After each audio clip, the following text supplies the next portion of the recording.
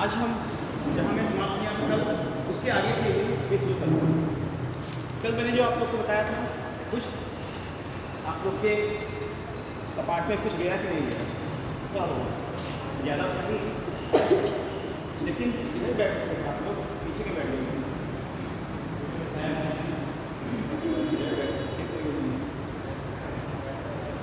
तो हम लोग कह रहे थे स्टोन एज, पाषाण काल। तो मानव की उत्पत्ति या उद्भव का विकास नहीं बता पाए थे, और मुझे नहीं लगता है कि पूरा कर पाएंगे, क्योंकि काफ़ी लंबा 2 दिन में काफ़ी लंबा सिलेबस खत्म करना है। तो इस वजह से हम आज कल पूरा पाषाण काल बता दिए थे। आज में होना है मध्य पूरा पाषाण विश्व युद्ध के बीच।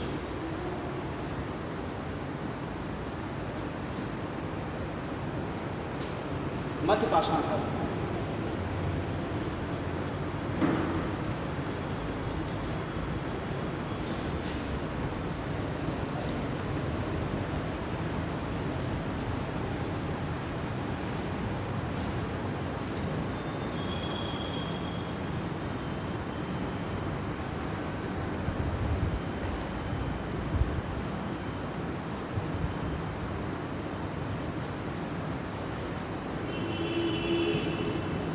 मध्य पाषाण काल, जैसा कि नाम से ही मेसोलिथिक एज।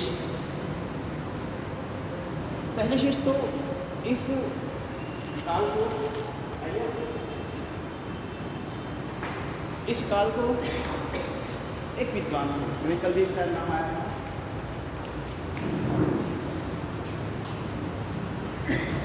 C.L. कार्लाइल। इसका टाइम पीरियड आप जानते ही हैं, मालूम है?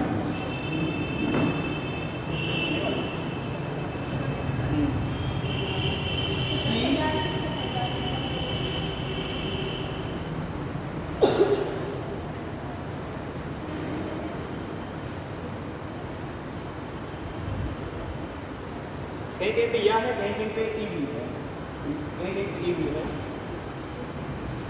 C.L. कार्लाइल, इन्होंने करीब 1866 या 67 में इस शब्द का प्रयोग किया। हम लोगों ने पूरा पाषाण काल कहा, इसमें हमें शुरू से ही जितने भी औजार मिले या फिर जितने भी पत्थर के औजार मिले, वो किसी न किसी हर एक वंश को प्रेरित करते हैं। मतलब कि हम जब पूरा पाषाण काल देखें, पूरा उसके बाद मध्य पूरा पाषाण काल देखें, फिर उच्च पूरा पाषाण काल देखें, तो उनके औजारों में धीरे धीरे देखिए एक परिवर्तन आता रहता है। जब हम लास्ट पहुँचते हैं उच्च पूरा पाषाण काल में, वहाँ देखते हैं कि उनके औजारों में एकदम विशेष बहुत ज़्यादा परिवर्तन आता है। लेकिन जैसे ही हम मध्य पाषाण काल पहुँचते हैं, यहाँ पे जो औजार अभी तक जो चिकने बन रहे थे या फिर अंदर किस्म के बन रहे थे या फिर कैसरोल बन रहे थे और जो काफ़ी लंबे भारी बन रहे थे, अब यहाँ परिवर्तन ये आता है कि यहाँ औजार सूक्ष्म या माइक्रो या छोटे होने लगे। औजारों की संख्या तो बढ़ी, लेकिन उनकी जो आकार था उसमें परिवर्तन होना शुरू हुआ। इस वजह से इस मध्य पाषाण काल में जितने भी औजार थे वो सूक्ष्म और छोटे मिले।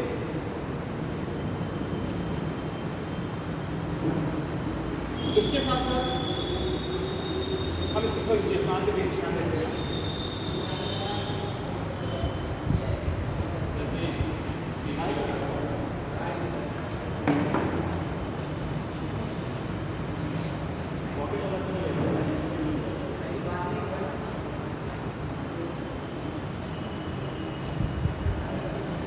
कहाँ से हुआ?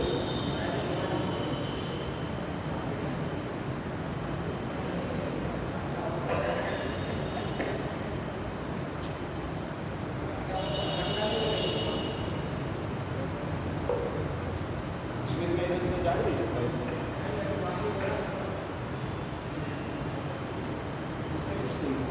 तो चार्जर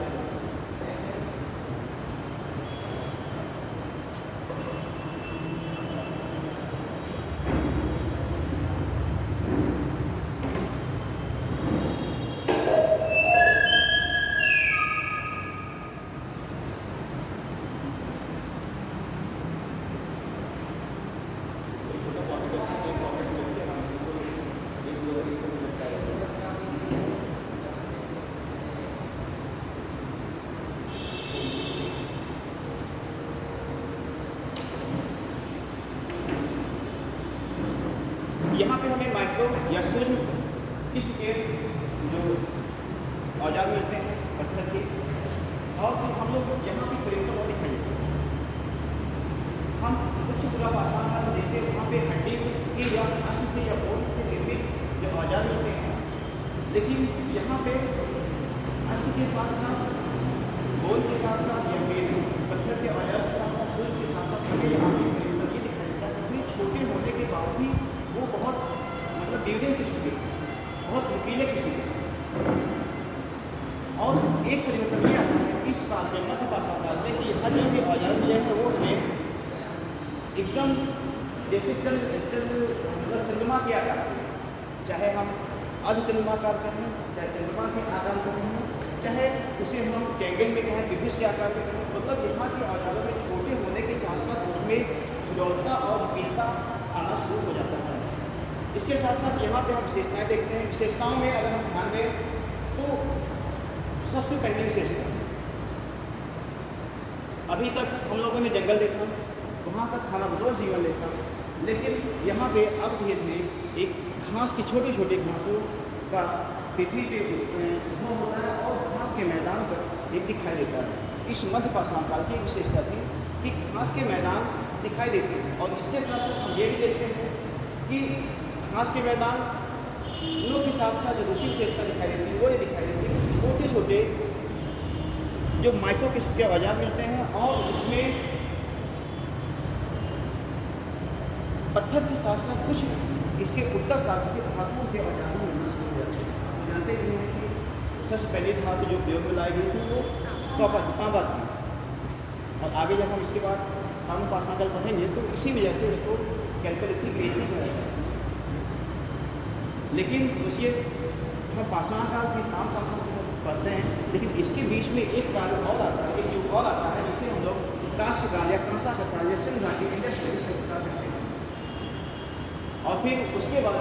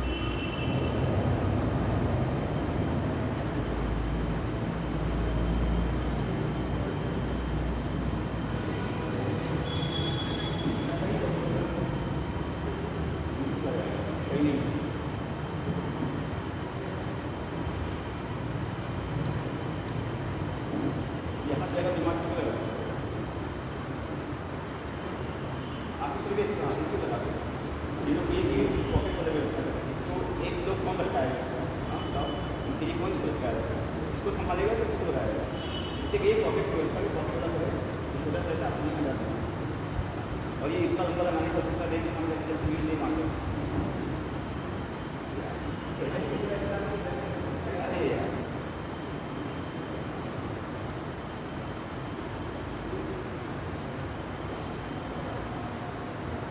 हम लोग पॉकेट वाला लगाए तो नहीं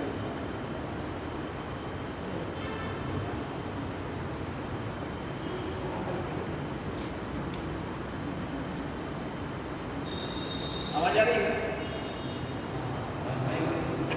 आ रही है? जा रही है?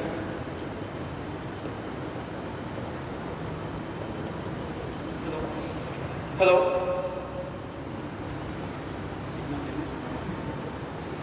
हम इसकी विशेषता विशेषताओं के बारे में जानकारी है। देखा पहली विशेषता जब तक मैंने देखा कि यहाँ पे हम लोगों ने देखा कि यहाँ पे हमें घास के मैदान का पहली बार उद्भव दिखाई देता है। इसके अलावा हमें यहाँ पे जो डेड बॉडी की जो शव था उसके दफनाने की कथा भी हमें यहाँ पे दिखाई देती है।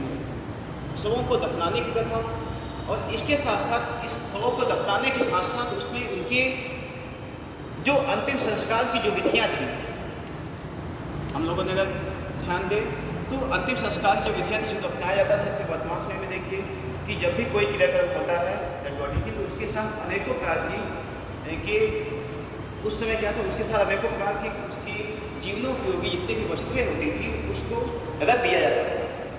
एक सपोज कल्पित एक कल्पना थी कि शायद इसको यूज करें, उसकी जो भी आवश्यक सामग्री जो भी जीवन में उपयोग करता था उसको रखा जाता था। तो ये प्रथा हमें अब इसके इस मध्यपाषाण काल के अंतिम समय में ये भी दिखाई देता है, और अंतिम समय में ये भी दिखाई देता है कि यहाँ पे धातुओं का उपयोग होना शुरू हो गया था। और इसके अलावा हम ये भी देखते हैं कि यहाँ जो सूक्ष्म औजार मिले, जो छोटे औजार मिले वो ज्यामिति क्या था, आकार के थे, मतलब कोई त्रिभुज था, कोई मतलब चतुर्भुज के टाइप का था, कोई मतलब अनेकों प्रकार के यहाँ पे जो औजार मिले वो ट्रायंगल किस्म के औजार मिले। ये बहुत विशेष बात है क्योंकि अक्सर एग्जामों में पूछा भी जाता है। पहली चीज़ थी कि सूक्ष्म औजार माइक्रो किस्म के औजार कहाँ मिले, और त्रिभुज के आकार के या नौचंद्राकार या फिर अर्धचंद्राकार या नुकीलाकार, इस सब प्रकार के जो औजार है वो कहाँ पे मिले, ये हमें इस मध्यपाषाण काल में दिखाई देता है। इसके अलावा हमें यहाँ पे एक बहुत विशेष बात ये दिखाई देती है, वो है तीर और धनुष।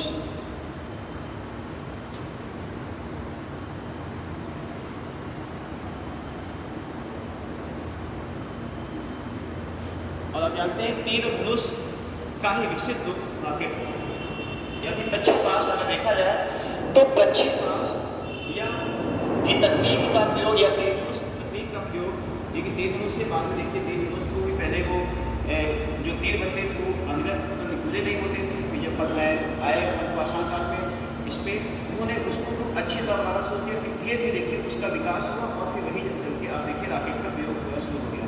और भारत में कहा जाता है रॉकेट का प्रयोग किया था उस शताब्दी किया जब वो अपना जो द्वितीय वैश्विक युद्ध लड़ा था उसमें उसको बहुत याद था। विद्वान भले भी वो 1799 में गठन की या फिर वैश्विक युद्ध में पराजित हो गया हो, लेकिन उसने बहुत नए नए प्रयोग किए।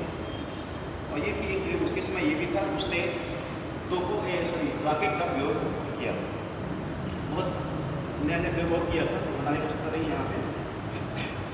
इसके साथ हम ये भी देखते हैं कि यहाँ की एक अन्य विशेषता इस मध्यपाषाण काल की ये दिखाई देती है कि यहाँ पे जो चित्रकारियाँ मिली, यहाँ पे जो चित्रकारियाँ मिली हैं वो उसमें हम लोगों ने देखा मध्यपाषाण काल में कि जो चित्रकारियाँ मिल रही थी उसमें जो उनकी दिन भर की जो कल्पनाएँ थी वो उसे वास्तविक धरातल पे, चाहे गुफा हो या पहाड़ दीवारों पे, वो वहाँ पे उसके उपयोग देखते। यहाँ पर भी ऐसे ही था, अभी भी उनका जीवन जो था खाना बदोशी था। भले भी वो मध्यपाषाण काल में चाहे बानों चाहे आतंकवादी चाहे जो हो, वही लोग पशुओं को पालना शुरू कर दिए थे, पशुओं को पालना तो शुरू कर दिए थे, लेकिन उनका जीवन फिर भी एकदम मोबाइल किस्म का था, मतलब कि चलायमान था, कोई एक निश्चित नहीं था, वो टहलते रहते थे। मतलब उनके जीवन में अभी भी स्थायित्व नहीं आया था, स्थायीपन नहीं आया था। तो हम यहाँ पे ये देखते हैं कि जो पत्थरों पे जो शैलचित्र मिले हैं वहाँ पे हमें कुछ नई चीज़ें दिखाई देती, जैसे क्योंकि मानव है तो केवल पुरुष नहीं रहेगा बल्कि महिलाएं रहेंगी, क्योंकि बिना महिला के और पुरुष के ये संसार या ये विश्व नहीं चलता। तो उस समय हमें मध्यपाषाण काल में हमें पहली बार उनके चित्रों में यौन संबंध के बारे में भी साक्ष्य मिलता है। जब यौन संबंध के बारे में जब साक्ष्य मिलेगा तो उसके साथ साथ हमें उसके बच्चों के पालन, बच्चों मतलब कि बच्चे ये प्रेगनेंसी या प्रेगनेंट होने का भी, और इसके साथ साथ छोटे बच्चों के भी उनके पालन पोषण का भी साक्ष्य हमें इस मध्यपाषाण काल में दिखाई देता है।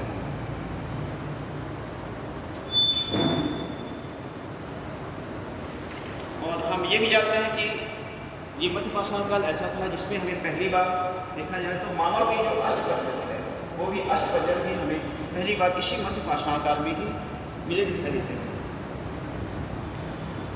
अब इसके उपक्रम हो गए और इसकी विशेषताएं हो गई। अब हम आते हैं इसके प्रसार से, इसका जो विस्तार क्षेत्र था, जो प्रसार था, हम उस पर आते हैं।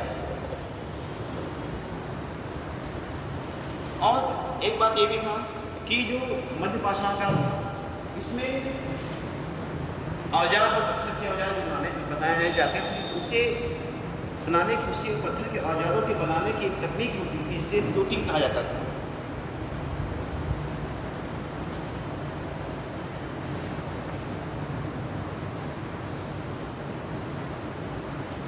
मध्यकाल में औजार बनाने की तकनीक को फ्लोटिंग कहा जाता था और इसी फ्लोटिंग तकनीक की वजह से ये लोग औजार बनाते थे। उसमें इसको एक नाम दिया गया था, लेकिन माइक्रो किसके बनाते थे। हम इसमें बात करते हैं प्रसार क्षेत्र की, इसका विस्तार। भारत में इसका विस्तार क्षेत्र कहाँ पे था?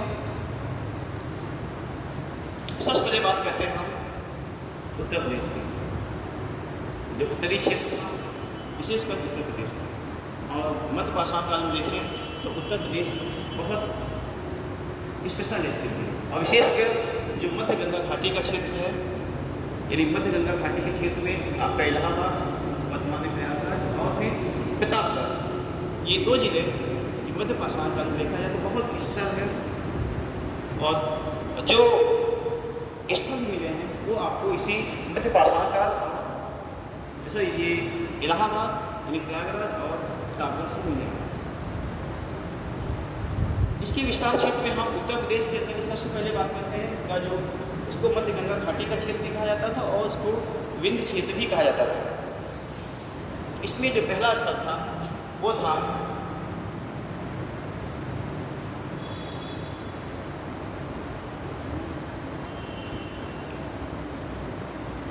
लभदादेव। मैं जितना स्थल बता रहा हूँ ये बहुत इंपॉर्टेंट था, आपको अक्सर पूछा भी जाएगा। अभी मैं लभदादेव और कोल्डिंगवा और आपका मेहरगढ़ इसके बारे में बताऊँगा भी, उसके बताऊँगा कि किसमें सबसे पहले क्या क्या शुरू हुआ था।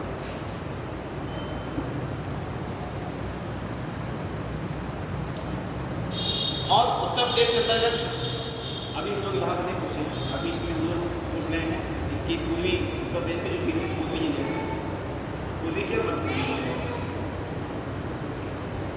लभदादेव, ये उत्तर प्रदेश की संत कबीरनगर जिले में स्थित है। और ऐसा कहा जाता है कि भारतीय उपमहाद्वीप में, हम भारतीय केवल इंडिया की बात नहीं करें, भारतीय उपमहाद्वीप में श्रीलंका को निकाल दीजिए, उसके अलावा जितने भी अगर पड़ोसी देश हैं वो भारतीय उपमहाद्वीप कहा जाता है। तो इस भारतीय उपमहाद्वीप में देखा जाए तो पहली बात में लभदादेव में हमें किसी के साक्ष्य मिलते हैं, और वो भी चावल उगाने के साक्ष्य मिलते हैं। आप लोग ये मत किए कि चावल उगाने में पहला साक्ष्य में कोल्डिंगवा में मिला था, लेकिन जब लभदादेव मिल गया तो कोल्डिंगवा जो था वो पीछे हो गया। लेकिन अगर समय देखेंगे तो दोनों के समय में काफ़ी अंतर है। लेकिन और उसके पहले की बात करें तो हम उत्तरी पश्चिमी सीमा भारत पे एक पेशावर पाकिस्तान में एक स्थान है मेहरगढ़, अगर वो भी ऑप्शन में आ जाए तो समझिए सबसे प्राचीन जो किसी या खेती या धान के उगाने का केंद्र था तो वहाँ पे हम मेहरगढ़ को ही लगाएंगे। लेकिन अगर मेहरगढ़ नहीं है, लभदादेव है या फिर कोल्डिंगवा है, तो इन दोनों में अगर है तो हमें कोल्डिंगवा ही लगाना पड़ेगा। ये किसी के साक्ष्य जो भी लेटेस्ट जो हुआ है और विज्ञान में पूछा भी जा रहा था, इसके पहले कोल्डिंगवा था, लेकिन 4-5 साल से अब लभदादेव आ गया। किसी के प्राचीनतम साक्ष्य के साथ साथ चावल, किसी एक याद ही रहे कि चावल या धान की भूसी या चावल उगाने का साक्ष्य भी सबसे पहली बात हमें लभदादेव में ही दिखाई देता है। इसका जो टाइम पीरियड था वो समथिंग 8,000 से लेके करीब 6,500 ईसा पूर्व तक।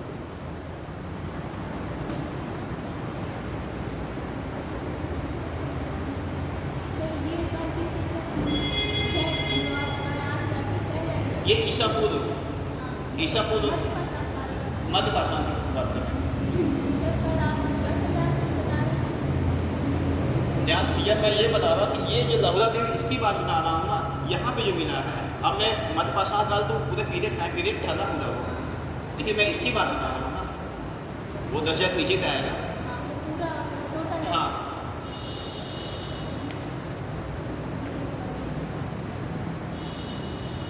इसके अलावा अगर हम कभी भी आपके खेतों में कभी भी आए, अगर कोल्डीवा रहता है, ये नहीं रहता है, मतलब ये नहीं रहता आपको कोल्डीवा नहीं, ठीक है।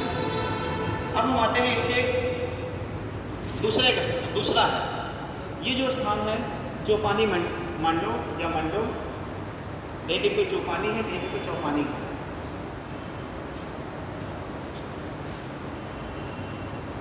और ये स्थल जो है ये मध्य पाषाण काल से लेके नव पाषाण काल तक है,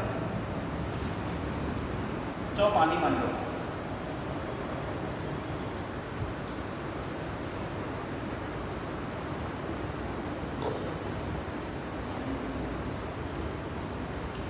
ये जो चौपानी मांडो है ये इलाहाबाद के करीब, इलाहाबाद के करीब दक्षिण पूर्व साइड में दिशा में ये स्थित है। और ये जो चौपानी मंडो एक मैंने आपको बताया था कि यहाँ पे उच्च पाषाण काल में एक नदी थी, बेलन नदी, कल आपको याद भी होगा। और वहीं पे मैंने एक बताया था कि वहाँ पे लोहरा नाला क्षेत्र था के एरिया में, और उस लोहरा नाला क्षेत्र से पूरे देखा जाए तो अस्त निर्मित मानव की एक स्त्री की मूर्ति मिलती है, कल बताया था आपको याद होगा।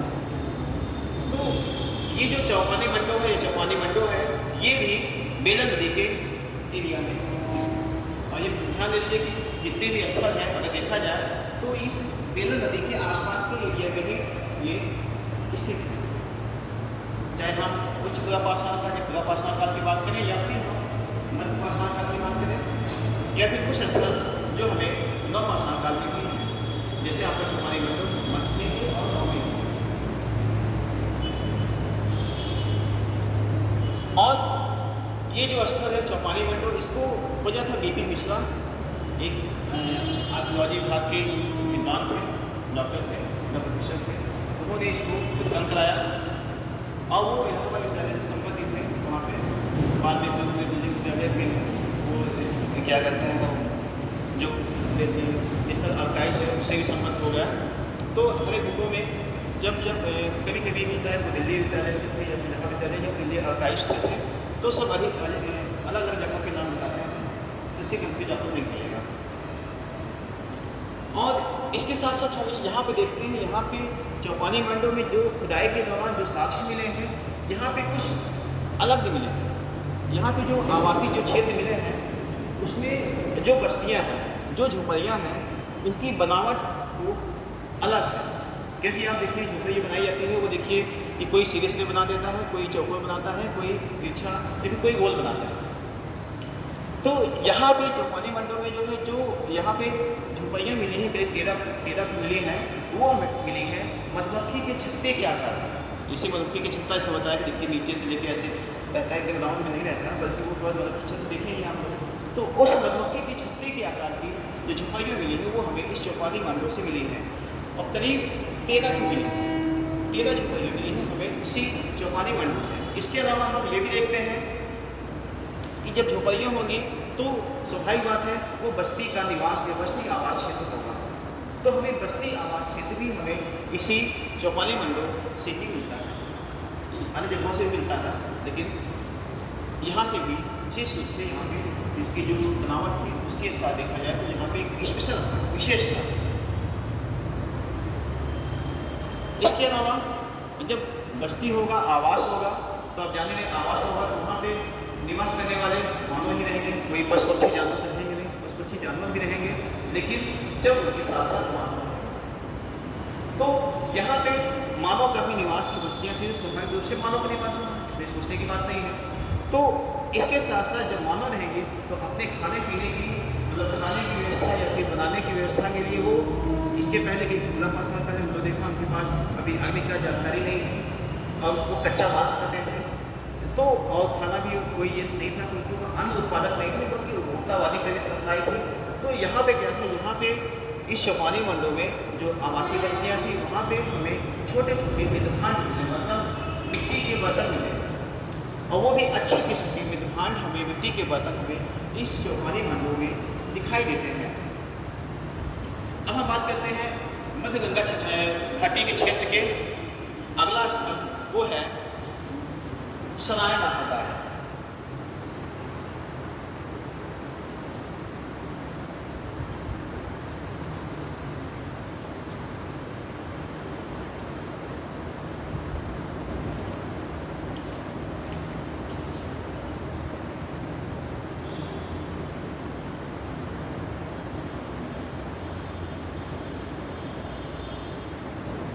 इस स्थल को मैंने अपनी आँख से देखा है।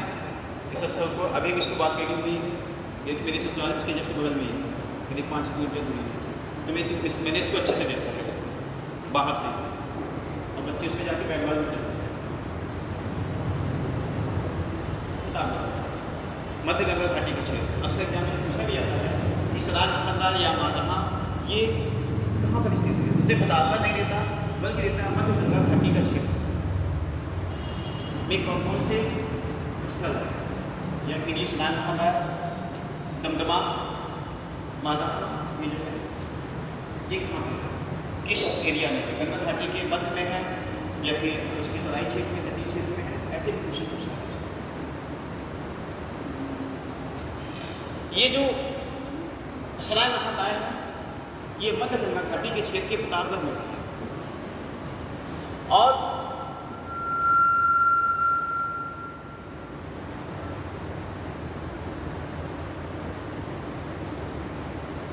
प्रतापगढ़ में है। और इसके साथ साथ इसको जो खोजा था वो एक विद्वान थे केसी ओझा। केसी ओझा ने अपने रिसर्च स्कॉलरों के साथ उनको कहीं से पता चला कि सराय नाथ क्षेत्र में कोई किसान खेती कर रहा था, तो उसको वहीं पे उसके हल फंस गए, और उसके बाद उसने खोदना शुरू किया, तो वहाँ पे अनेकों प्रकार के मतलब अस्त्र औजार करना शुरू किया, और जो औजार थे लेकिन जो हड्डियाँ थी उसमें काफ़ी अंतर था। वो उसको देख के थोड़ा डर गया कि बाद में फिर उसको इस विभाग को काम किया गया, फिर वो विभाग आया वो किसी ओझा के नेतृत्व में, फिर उन्होंने उसका उत्खनन कराया।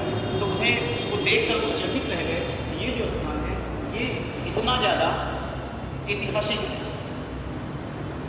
उसमें इतने ज़्यादा अभी भी कहा जाता है कि वहाँ जो मिट्टियाँ हैं इतना ज़्यादा मतलब कि एकदम लालकिश में रेप की स्मृति करती है, क्योंकि इतनी ज़्यादा वहाँ पर तय हुई थी, या किस कारण से हुआ था, कैसे हुआ था, उस पर अभी कुछ कन्फर्म नहीं है। तो सराय नाथ जो मध्य गंगा घाटी क्षेत्र में प्रतापगढ़ जिले में है, केसी ओझा के नेतृत्व में इसका उत्खनन कराया गया। उन्होंने उत्खनन के दौरान उनको वहाँ पे कुछ विशेष चीज़ मिली, जैसे एक तीर धनुष। मैंने बताया था शुरू में इस विशेषताओं में कि पक्षेपास्त्र विधि का प्रयोग, पक्षेपास्त्र या तीर धनुष का हमें पहली बार जो उपयोग दिखाई देता है, जो एक वैज्ञानिक की पद्धति को जो वर्तमान में यूज़ कर रहे हैं वो हमें मध्य पाषाण काल में दिखाई देता है। और उसके अंतर्गत हम देखते हैं कि सराय नाथद्वार में हमें यहाँ पे खुदाई के दौरान जो एक अस्त्र मिलता है वो तीर धनुष है। वो व्यक्ति तीर धनुष लिए हुए एक व्यक्ति का साक्ष्य हमें इस सराय नाथद्वार से दिखाई देता है। जो तीर धनुष लिए हुए है उसकी एक छोटी मूर्ति, उसमें तीर धनुष लिए हुए हैं। तो इससे लगता है कि ये जो एरिया था, ये जो सराय नाथ है, यहाँ पे हो सकता है क्योंकि वहाँ पे काफ़ी अन्य व्यक्तियों के भी साक्ष्य मिले और हड्डियाँ काफ़ी मिली, अस्थियाँ काफ़ी मिली। लगता है कि कभी ये एक दौर ऐसा आया था कि यहाँ पे कोई आपसी युद्ध हुआ था, कुछ भी हुआ हो, और उसकी वजह से यहाँ पे इतने ज़्यादा अस्त्र दिखाई देते हैं। इसके अलावा जब उन्होंने केसी ओझा ने खोजा तो उन्होंने कुछ ऐसे कब्र मिले कि जैसे यहाँ पे एक कब्र मिली है, उसमें एक कब्र में एक साथ 4 लोग दफनाए गए। अभी तक अनुमान क्या था कि एक कब्र में केवल 1 या 2 लोग होते थे, 1 लोग जनरली होते थे, लेकिन एक कब्र में 4 लोग को दफनाया जाता। ये भी एक उनके लिए अचंभित बात है, और वो हमें सराय नाथ में दिखाई देते हैं। एक कब्र में 4 लोगों को दफनाया जाता। और इसके साथ साथ यहाँ पे चूल्हे भी मिले, मिट्टी के चूल्हे मिले हैं, जो आप लोग देखे होंगे मिट्टी के चूल्हे कैसे बनाया जाता है। मिट्टी के चूल्हे भी मिले हैं, और मिट्टी के चूल्हे के अलावा हम यहाँ पे देखिए हमें एक नया चीज़ दिखाई देता है, वो दिखाई देता है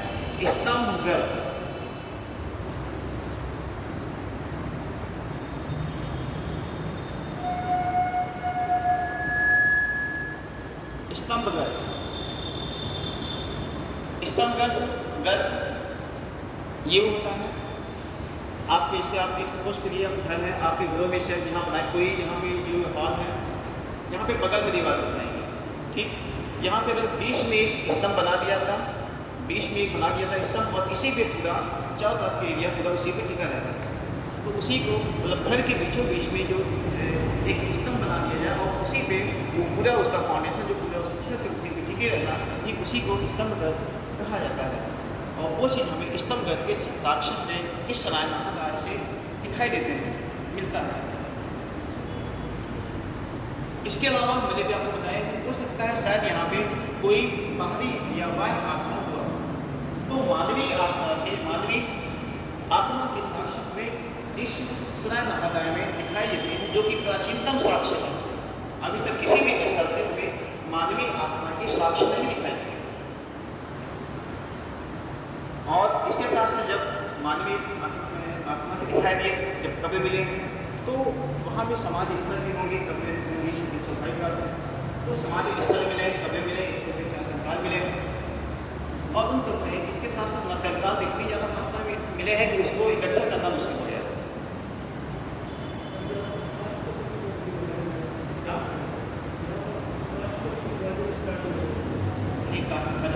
लेकिन जब उसको उन्होंने क्या किया, उसको उन्होंने जब बोले कि उन्होंने चेक करना शुरू किया, मुझे चेक करना शुरू किया, उसमें उन्होंने देखा कि उसमें किसी अस्थि में काफ़ी इसमें मतलब कि ज़्यादा घाव थे, और कुछ घाव थे जो भर दिए गए थे, और कुछ थे कि जो कि अनेक मतलब जो मानव जो थे मानव में भी एक किस्म के नहीं थे, उनको लगा उसमें जो हड्डियाँ थी उसमें अनेक कुछ कारण थे, क्योंकि हड्डियाँ सेम होती थी, इसमें भी कुछ खरीदता है।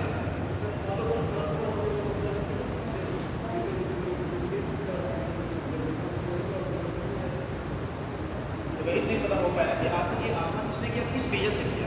बस केवल वहाँ पे एक युद्ध का साक्ष्य मिलता है, कंकाल का साक्ष्य मिलता है, उसी से अनुमान किसी होगा, जबकि अन्य लोग उसी से अनुमान लगा लेते हैं कि यहाँ पे कोई बाहरी उपाय आत्मा हुआ, और किस रीजन से हुआ, कैसे हुआ था, इस पर अभी तक हमको नहीं पता। ठीक है, इसके अलावा यहाँ पे हमें करीब 14 मानव समाधान भी मिले।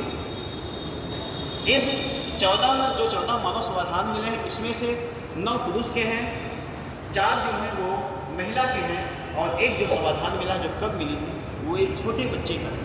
इस 14 समाधान में 9, 4 और 1, 9 पुरुष और 4 महिला और एक बच्चे का कब्र या समाधान मिला हुआ है। इसके बाद बात करते हैं कि प्रतापगढ़ में मध्य गंगा घाटी के क्षेत्र में घुसता हुआ वो था महदहा।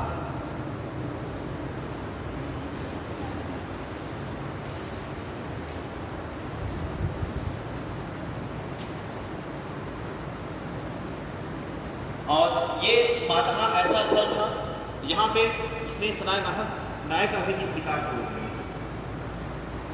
इस स्थल से इतने ज़्यादा अस्थिपंजर मिले, इतने ज़्यादा मिले, उसको समेटना मुश्किल हो गया। इसी वजह से इतिहासकारों ने इसे भूषण खाना या कसाई खाना या वध स्थल का नाम दिया। ये क्वेश्चन कुछ पहले एग्जाम में पूछा गया था इसमें कि किस स्थल को भूषण खाना या वध साला या फिर कसाई को कहा जाता है। तो ये महदहा स्थली था।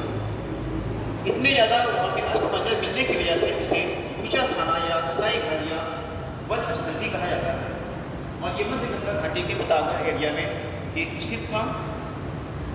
और यहाँ से जैसे अन्य स्थल से सराय नाहरदार से स्तंभगर्भ के साक्ष्य मिलना, और वहाँ पे 8 चूल्हे मिले थे, तो यहाँ पे 35 चूल्हे के साक्ष्य मिले हैं, महदहा से 35 चूल्हे के साक्ष्य मिले हैं। और इसके साथ साथ यहाँ पे कुछ 2 युगल समाधियाँ भी मिली हैं।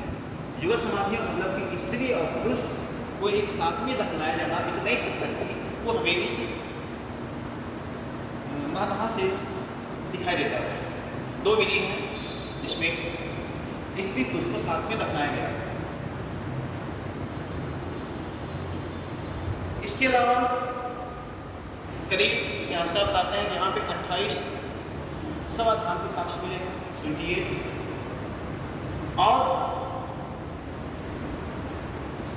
यहाँ पर भी निश्चित नहीं था ये किस तरह से इतना ज़्यादा आसाम, मतलब इतना ज़्यादा एक स्थान पे किस तरह से मिला है साक्ष्य।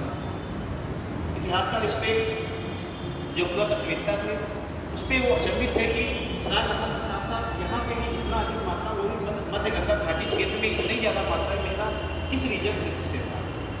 क्या ये कोई वैश्विक तापमान था, मतलब ये ग्लोबल वार्मिंग की वजह से, तापमान में इतना ज़्यादा हुआ उसकी वजह से, लेकिन उसको भी उन्होंने हटा दिया। और क्योंकि अगर ऐसा होता तो वहाँ पे तीर धनुष या अन्य चीज़ें वहाँ पे न दिखाई देती, जो युद्ध करने की जो अस्त्र थे वो चीज़ वहाँ पे न दिखाई देती। तो इससे लगता है कोई इन लोग का आपसी कुछ कोई मामला रहा होगा, या अपने वर्चस्व को लेकर या किसी भी बात को लेके उनका आपसी हुआ होगा, और उसी की वजह से यहाँ पे इतने ज़्यादा नद कंकाल मिलते हैं।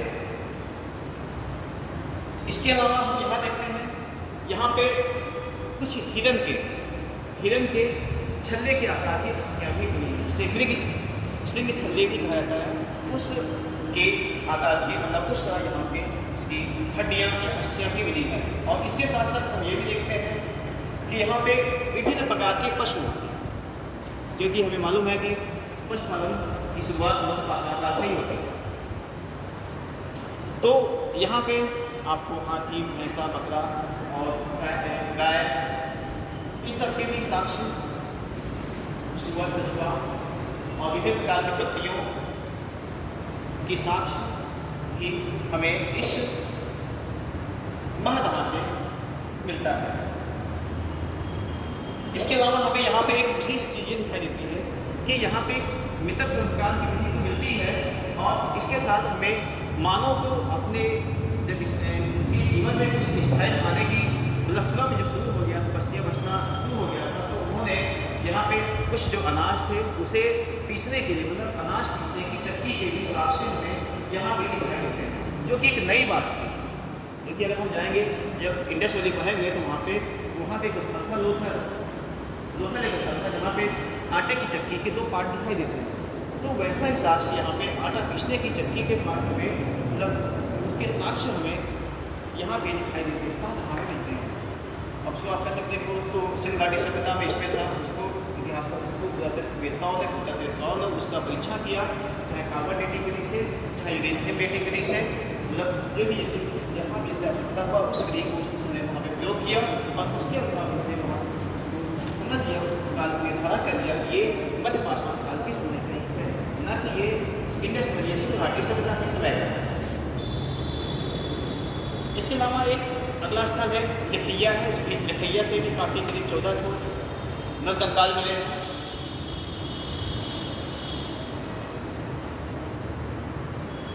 ये भी इलाहाबाद के करीब है। यहाँ से भी काफ़ी हड्डियाँ मिली हैं, इसके साथ 14 नल कंकाल में मिले हुए हैं। अब आते हैं पूर्वी क्षेत्र में, मध्य पाषाण काल का जो पूर्वी क्षेत्र में बिहार में भागलपुर, राजगीर, और फिर इसके बाद हम आते हैं पश्चिम बंगाल में। पश्चिम बंगाल में का नाम है वीरभानपुर। वहाँ पे इतिहासकार हैं, वो थे बीबी लाल। 1954-55 में उन्होंने वहाँ पे किया, तो वहाँ पे उन्होंने उनको करीब हजारों की संख्या में वीरभानपुर से पश्चिम बंगाल में, वहाँ से हजारों की संख्या में वहाँ पे सूक्ष्म छोटे औजार मिले, मतलब इकट्ठा सूक्ष्म औजार उन्हें वहाँ पे मिले। आते हैं मध्य क्षेत्र में। ये उत्तरी क्षेत्र हो गया था, पूर्वी क्षेत्र, फिर मध्य क्षेत्र, एक विस्तार बता रहे हैं। तो मध्य क्षेत्र आपको समझते हैं, मध्य क्षेत्र है जिसका मतलब मध्य प्रदेश या महाराष्ट्र हुआ। जिससे मध्यमान जब पहले था तो मध्यमान मतलब था कि महाराष्ट्र कुछ एरिया था, गुजरात कुछ एरिया था, और फिर आपका मध्य प्रदेश के लिए।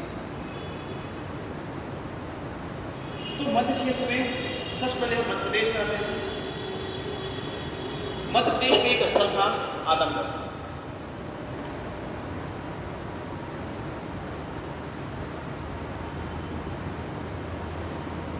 एमपी में प्रदेश के होशंगाबाद जिले में वर्तमान में स्थित है आलमगढ़। और ये जो आलमगढ़ है यहाँ पे करीब 25,000 सूझ औजार मिले हैं।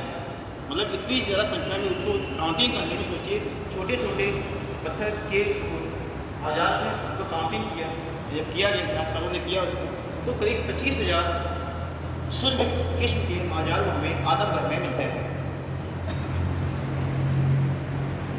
और मैंने कल एक बताया था बेमेटका, कल बताया था, उसको बताया कल एक बेमेटका आप बताया था पूरा ये पूरा पाषाण काल से देखो और पाषाण काल तक उसके साथ सुने, उसको भी आप शामिल कर सकते हैं।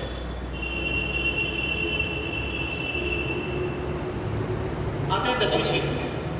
दक्षिण क्षेत्र में जब कोई विशेष नहीं है, लेकिन ये है कि मध्य पाषाण काल से संबंधित एरिया है, कुछ वहाँ पे मिला था, लेकिन उतनी चर्चित नहीं थे जितने कि आपको मध्य गंगा घाटी के क्षेत्र उतनी जो क्षेत्र जितने चर्चित थे उतने उधर न चर्चित नहीं हुआ। बस केवल एक दो कुछ उधर मिल गया होगा, तो उसका इसका विस्तार इतिहासकारों ने साउथ इंडिया में बताया। कर्नाटक के जैसे संगनकल्लू, जल्लाकल्ली, सोलापुर, अभी ये उसमें आएगा, नवपाषाण काल में सब नाम आएगा।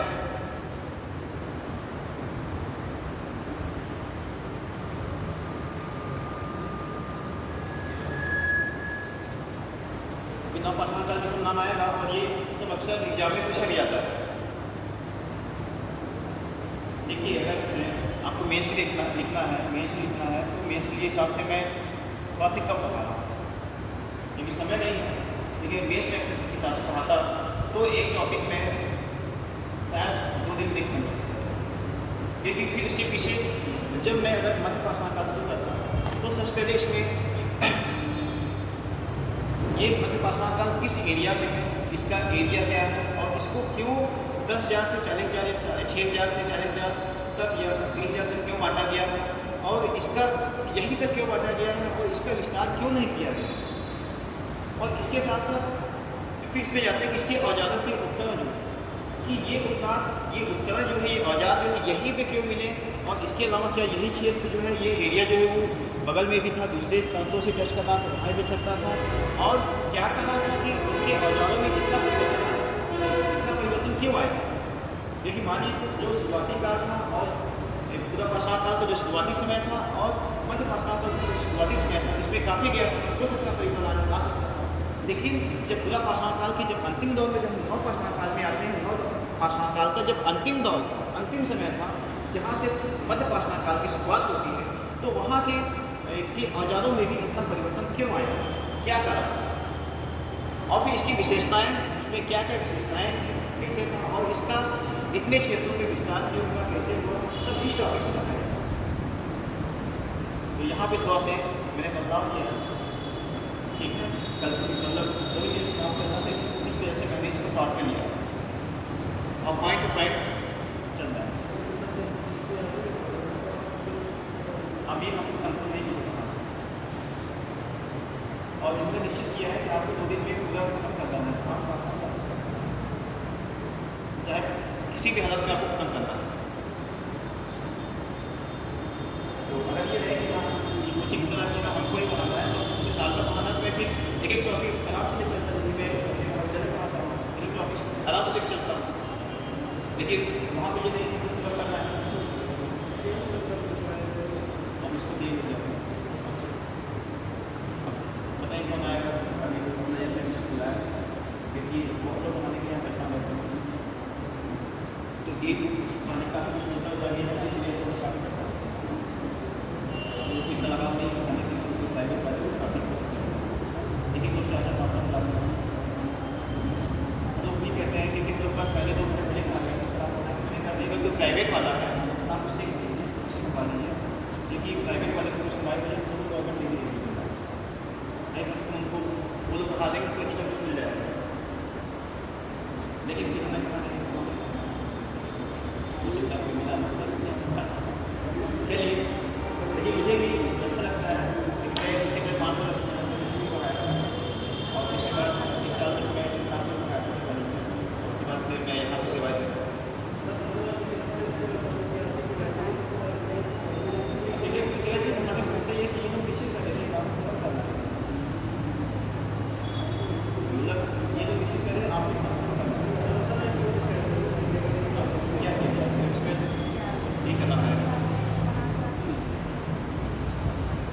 इसके अलावा हम मध्य पाषाण काल में एक जो तमिलनाडु का एरिया था वहाँ पे एक स्थल मिला था, वो टेरी।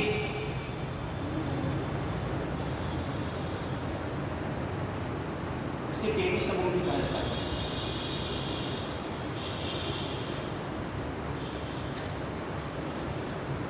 चलवा के बंद हो गया।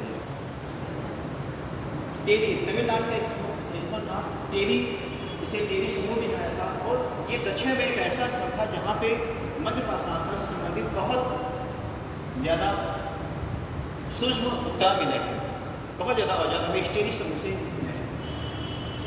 इसके अलावा हमें एक क्षेत्र, एक नया क्षेत्र यहाँ पे दिखाई देता है मध्य पाषाण काल में, वो था केरला। मतलब केरल में भी मध्य पाषाण काल का विस्तार था, वो जो कि हमें एक नया चीज़ दिखाई देता है, मतलब एक नया एरिया दिखाई देता है केरला। अब आते हैं पश्चिमी क्षेत्र, उत्तर मध्य और दक्षिण हो गया। और आते हैं तो पश्चिमी क्षेत्र में। पश्चिमी क्षेत्र, पश्चिमी राज्य में आप जान ही रहे हैं, पश्चिमी क्षेत्र में राजस्थान, गुजरात, ये सब रात आते हैं। तो पश्चिमी क्षेत्र में सबसे पहले हम बात करते हैं राजस्थान का एक स्थान था बागोर, जो बहुत प्रसिद्ध था। बागोर नहीं, बागोर में, बागोर जो मतलब अलग होता है।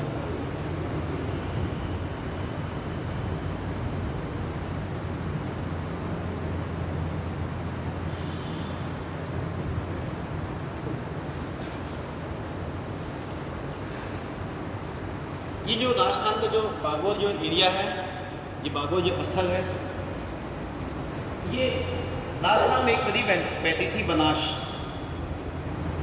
उस बनास नदी की, बनास की एक सहायक नदी थी कोठारी नदी। ये जो कोठारी नदी थी, उस कोठारी नदी के तट पे इस स्थल का, मतलब ये स्थल स्थित था। आगे हम लोग जब नाम आसान बताएंगे आपको, तो वहाँ भी संस्कृति भी आती है, बनास सरवदा संस्कृति, बनास संस्कृति, सरवदा संस्कृति, जो गुजरात में बनती है और उसका कुछ भाग राजस्थान में।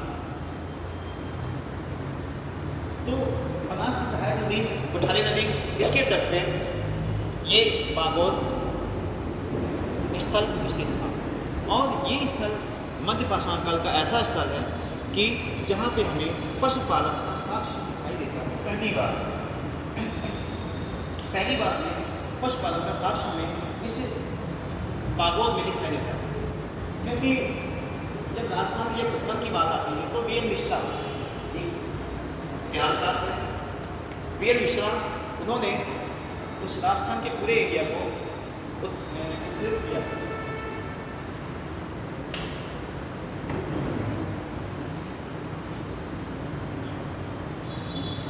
जब वीर मिश्रा ने उस स्थल को जब खोला, किया, तो उन्हें पशुओं के इतने ज़्यादा साक्ष्य मिले। पहली बार पूरे मध्य पाषाण काल में जब पशुपालन का साक्ष्य मिला, इतने ज़्यादा मिले कि उन्होंने उसको एक नाम दे दिया, उसे दे दिया महासती शिला। महासती शिला स्थल नाम दे दिया उसे महासती।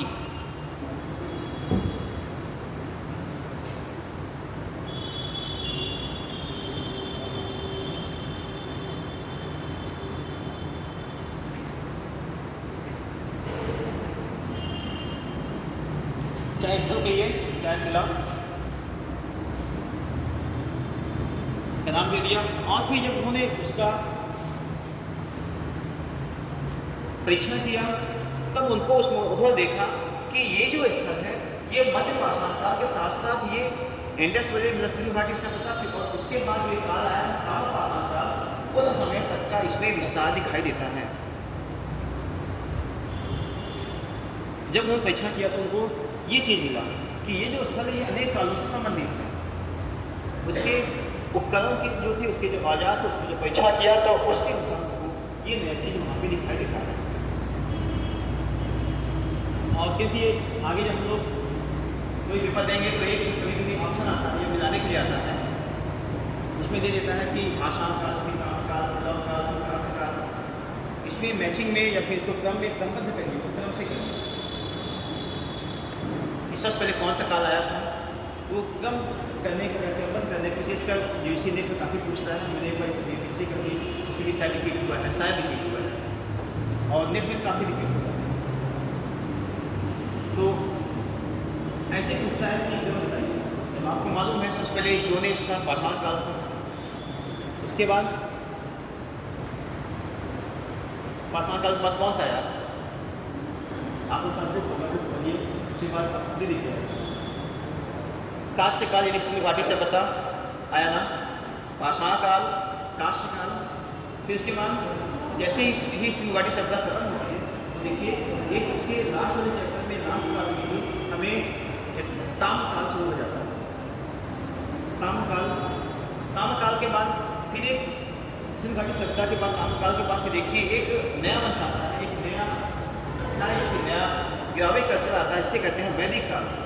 वैदिक काल आता है जब वैदिक काल के बाद हम उत्तर वैदिक काल में आते हैं। उत्तर वैदिक काल के जब अंतिम समय में आते हैं, विशेषकर जब हम अंतरंगी खेल में आते हैं तो वहाँ पे हमें पहली बार लोहे का शासक है। तो अगला काल कौन सा हो गया? लौह काल हो गया, मतलब पाषाण काल, काश्य काल, ताम्र काल, फिर लौह काल।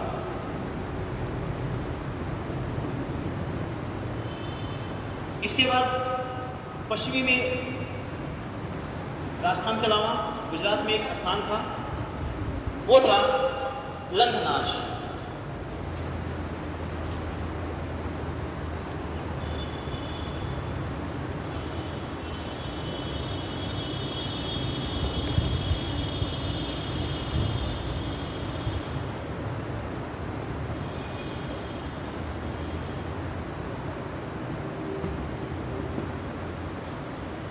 लंघनाश या लंघनाच कहिए,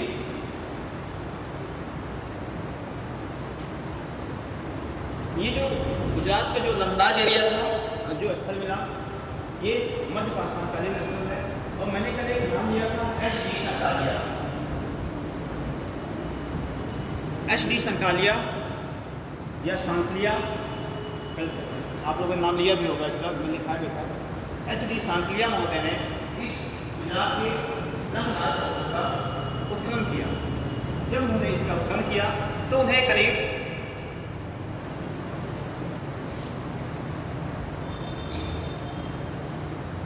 छोटे छोटे अनेकों औजार मिले और विशेषकर अस्थि के भी और पाषाण के भी। और फिर कुछ समय बाद उन्हें वहाँ पे जो एक काल शुरू होना था ताम्र पाषाण का, तांबे का काल, मतलब तांबे का साक्ष भी, तांबे का चाकू भी उनको वहीं पे मिला। सोचिए ताम्र काल के पहले एक मतलब कि काश्य काल आया था, लेकिन फिर भी तांबे का उन्हें वहाँ पे साक्ष्य दिखाई देता, तांबे की चाकू मिलती है, तांबे का औजार मिलता है, वो इस लंघनाच से मिलता है। और इसीलिए देखिए टॉपिकों में, किताबों में अक्सर यही किया जाता है ताम्र पाषाण काल, मतलब तांबा और पाषाण का जो मिश्र जो काल था उसे ताम्र पाषाण काल कहते हैं। तो इसी वजह से उसको भी लोगों ने ताम्र पाषाण काल लिखा है। और फिर यहीं पे तांबे के औजार या चाकू भी इस स्थल से मिले। इसके अलावा इस स्थल से करीब 14 यहाँ से करीब मानव कंकाल भी मिले। इस लंघनाच एरिया से 14 मानव कंकाल भी हमें इस एरिया से, हमें एकदम एग्जैक्ट इसलिए बताता हूँ क्योंकि हमें ऐसे ही पूछा है 14 को ये मानव कंकाल गुजरात के किस स्थल से मिले या लंघनाच से कितने मिले, ऐसे में पूछा भी जाता है। और आप जब हमारे मेज भी दे जाते हैं, मेज पे भी एकदम निश्चित रहता है कि आपको 100 शब्दों में लिखना है और 250 शब्दों में लिखना है। अब सोचिए 250 शब्दों के लिए जो लिखना है, 100 शब्दों में जो लिखना है, आप अगर कोई भी एक बुक उठा लीजिए, कोई भी एक बुक उठा लीजिए, उसमें आपको कोई भी एक चैप्टर कम से कम आपको 5 ही पेज होगा। और एक पेज में मिनिमम आप 100 शब्द मान लीजिए, 5 पेज में बना हुआ वो 500 शब्द है, तो आपको उसमें से 100 शब्द या 250 शब्द लिखना है, तो आप उसमें से छोटे हैं। तो जब तक आप साथ में नहीं करेंगे और ये आप पूरा नाम में पढ़िए उसको, लेकिन उसको कोशिश करिए उसको हम कम समय में शॉर्ट में उसको निकालें। तो जब तक आपको पूरे फैक्ट नहीं मालूम है, आपको पूरा फैक्ट मालूम रहेगा तो आप उसको समझ जाएंगे कि उसको हम कैसे उसको लिखना है, क्या करना है, तो आप बहुत अच्छे से लिखेंगे। नहीं फिर नाम कहानी करते रहिए, तो नहीं करने वाला। अब क्योंकि एग्जाम्पल भी जो है, जो परीक्षा जो बोलना चाहता है उसमें उसको क्या मिला कि उसमें इसका मुख्य आपने उस पॉइंट को नहीं लिखा, एक्स्ट्रा कुछ उसमें आगे किए हैं, तो कोई मतलब नहीं रहेगा। आप सोचिए कितना अच्छा मैं लिख के आया हूँ, मुझे नंबर अच्छा नहीं मिला है, तो ये थोड़ा से आपको लगेगा, लेकिन आपको ये नहीं पता कि आपको वो जानना जो कुछ रहा है। देखिए अगर आप हिस्ट्री का देखेंगे, उसका मेन्स का पेपर देखेंगे, क्योंकि टीचर ने जो हिस्ट्री की बात करना है, तो उसका एक क्वेश्चन में आपको कम से कम 3 क्वेश्चन बने रहते हैं। और जो समझ लेता है, वो कर लेता है, जिसको नहीं समझ आता तो अगर एक झटके में देखा तो समझेंगे एक ही क्वेश्चन निकलता है। लेकिन कोशिश करिए कोई भी टीम में प्रश्न आ रहा है तो उसको तोड़ने की कोशिश करें। जब तक आप क्वेश्चन को, उस प्रश्न को खंडों में विभाजित करने की कोशिश नहीं करेंगे, तब तक आप अच्छे से नहीं लिख पाएंगे। चलिए आगे। अब यहाँ पर मैं थोड़ा सा ये बता देता हूँ कि मध्य पाषाण काल का जो मानव जीवन, और लेकिन अगर देखें, हम लोग ध्यान दें तो इसका मानव जीवन भी पूरा पाषाण काल में निकला था। लेकिन जैसे कि हम ये मध्य पाषाण काल के जो उत्तर समय में आते हैं, लास्ट समय में आते हैं, तो यहाँ पे हमें थोड़ी सी परिवर्तन दिखाई देता है। अब मानव ने झोपड़ियाँ बनाना शुरू कर दिया था, तो इससे लगता है कि अब देखने में एक स्थायित्व आने शुरू हुई, लेकिन उतने उतने अच्छे ढंग से नहीं आ रहा था। बस ये छोटी सी शुरुआत थी। अभी भी उनका जीवन आस्थावादी था, आखिर या शिकार करना है उसका था, जंगल में जो कंदमूल थे उसी खाते थे, जो फल थे उसको ही खाते थे। और आप देख ही रहे कि मध्य पाषाण काल में कि कितने छोटे घास के मैदान भी मिलना शुरू हो। जब घास के मैदान दिखेंगे तो वहाँ पे जो जंगली की सफेद घास की उसके खाने हैं वो भी आपको दिखना शुरू हो जाएगा। अभी आप आगे देखेंगे जब नव पाषाण काल आएगा, तो मतलब ये चीज़ हमें इस मध्य पाषाण काल में दिखाई देता है। हम आते हैं नव पाषाण काल।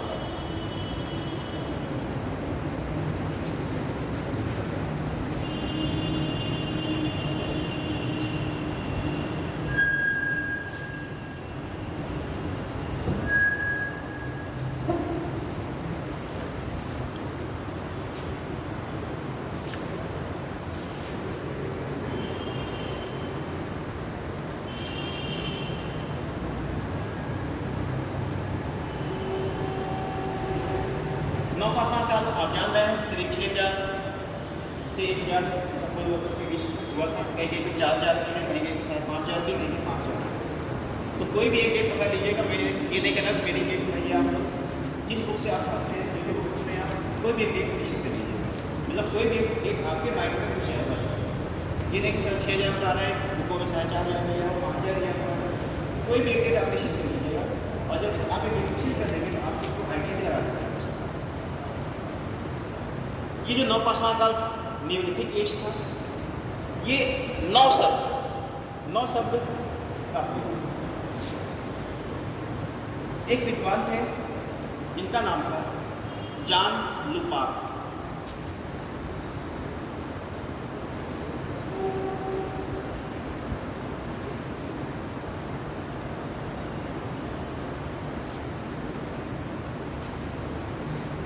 नव पाषाण काल शब्द का प्रयोग सबसे पहले 1865 में जॉन लुपाक नामक व्यक्ति ने किया।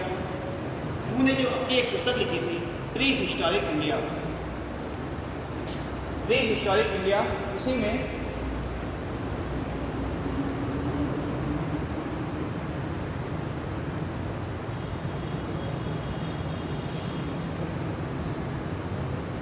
में इन्होंने इंडिया के टाइम रखते हैं, इसको प्री हिस्टोरिक टाइम्स है।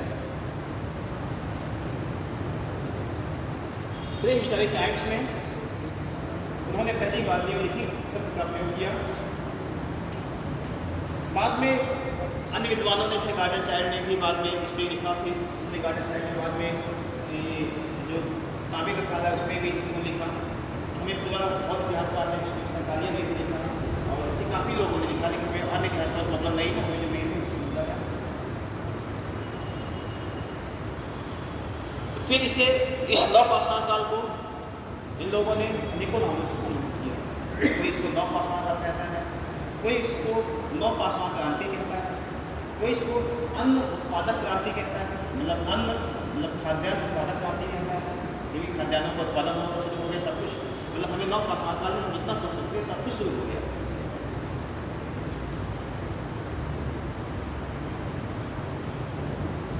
हम इसकी विशेषताएं देखेंगे। सबसे पहली चीज़ तो इसकी जो विशेषताओं में अगर बात करें तो हमें एक नया चीज़ देखिए, मिथिलांड कला का विकास तो हो गया था।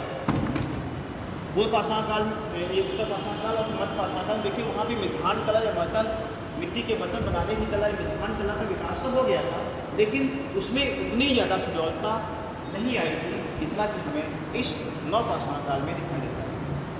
नवपाषाण काल में हमें मिथिलांड कला का सर्वोत्कृष्ट विकसित रूप दिखाई देता है। इसके बाद इसकी जो दूसरी विशेषता थी कि हमें औजार तो मिले रहते हैं। औजार तो हमें पुरापाषाण काल से लेकर नवपाषाण वो उच्च पुरापाषाण काल तक और मध्य पाषाण काल तक औजार तो मिल रहे थे, लेकिन अभी तक जो औजार थे वो भी अभी उतने सुंदर, उतने नुकीले, उतने पैने नहीं थे जितने कि हमें इस नवपाषाण काल में दिखाई देते। अब जो औजार जो बन रहे थे उसको जो मनुष्य बनाता था, जो लोग बनाते थे उसको वो लोग पहले क्या था, पहले अपने आप ही वो नदियों से या फिर किससे किससे वो पैना हो जाता था। अब क्या था, अब ये लोग खुद उस औजार को अपने हिसाब से काटते, या चापा चपे से चाहे खाने से ये लोग उससे काटते थे, उसको लोग घिस के सुरक्षित करके उसको खूब चिकना और पैना बनाते थे और लोग खुद अपने हाथ से बनाने लगे उस नवपाषाण काल में, सुरक्षित रूप से या फिर घिस के पैना और चिकना बनाना शुरू कर दिए। इसके अलावा हमें एक नया चीज़ भी दिखाई देता है, वो है कुम्हार के चाक का प्रयोग। चाक जिसपे वो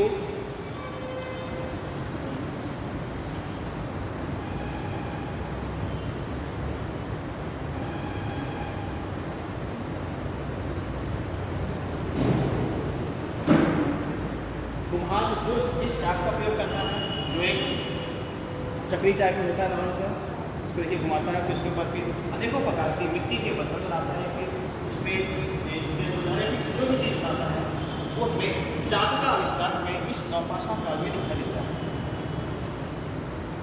और फिर आप देखिए इसी चाक से भी धीरे धीरे तजिए का भी आविष्कार होता है। देखिए पहले वो राउंड में शुरू करते थे, फिर बाद में उनको लगा कि इसको जो ऐसे राउंड भी सकता है तो बीच की एक केंद्र बिंदु पे अगर इसको हम ऐसे इसको अगर एक राउंड कर तय करके करें तो शायद वो कुछ और प्रयोग हो सकता है। लेकिन माना है ये प्रयोगशील है, वो नया नया प्रयोग करता रहता है, फिर दिमाग कुछ काम करता है उसका कुछ करता रहता है। तो उसको जब चाक से फिर धीरे धीरे उसको दिमाग में एक आया, उस माइंड में सूझा और फिर उसको उसने चपटे के राउंड से तय करके उसको प्रयोग करना शुरू कर दिया। तो उसको उसने पहिए का आविष्कार किया, पहिए का आविष्कार हुआ, जब पहिए का आविष्कार हुआ तो उनका जीवन जो था वो चलायमान हो गया, गतिशील हो गया, उनके जीवन में गतिशील हो गया। तो उनका जो आर्थिक जो उनका विकास था वो भी अब वो बढ़ने लगा। उनका विकास क्यों बढ़ने लगा, क्योंकि अब जो करने लगे तो उनका जो अन्न जो था वो सरप्लस हो रहा था, अवशेष हो रहा था। जब सरप्लस होगा, अवशेष होगा तो उसको वो किसी दूसरे राज्य में जाके उसको व्यापार करेंगे, और जब व्यापार करेंगे तो उससे जितना प्राप्त होगा तो उनका आर्थिक और सामाजिक विकास भी बहुत अधिक होगा। अब इससे इस काल में उनका विकास होना शुरू हो गया उस पहिए की वजह से। इसके बाद अभी तक जो कृषि चल हो रही थी, अब इस समय क्योंकि किसी का शास्त्र उतना नहीं मिलता है, लेकिन हमें स्पष्ट रूप से किसी करने का और काव्यान उत्पादन करने का शास्त्र हमें इस नवपाषाण काल में दिखाई देता है। अब अनेकों प्रकार के यहाँ पुछले गए लेकिन मालूम भी है मानव द्वारा सबसे पहले प्रयोग की गई औषधि जो थी, इसे संस्कृत ग्रंथों में यव कहा जाता है, जौ थी। तो इस प्रकार के अन्न या किसी की महत्ता या फिर उसकी उपलब्धता में वृद्धि भी हुई और शुरुआत भी इसमें होती है।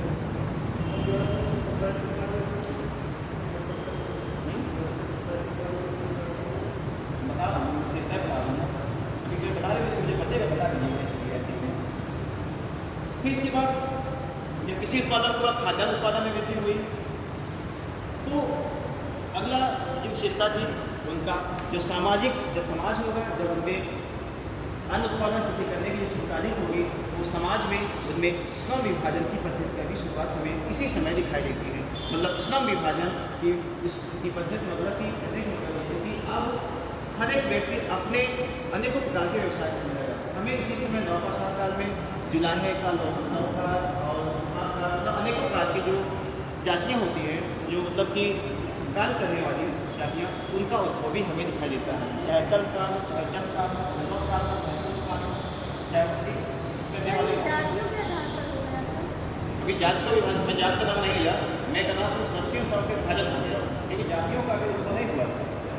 कि हम जब उत्तर वैदिक काल में आते हैं, ऋग्वेद में जो दक्षिण मंडल मिलता है जो जात को उत्पन्न होता है, लेकिन जब हम उत्तर वैदिक काल के ग्रंथों में आते हैं तो जात पहले क्या था, ऋग्वेदिक काल में क्या था, उसमें जो जातियाँ थी वो केवल एक कर्म के अनुसार जो जैसा कर्म करेगा, चाहे वो उच्च वर्गीय हो, धनिक वर्गीय हो, कर्म के अनुसार बांट दिया था।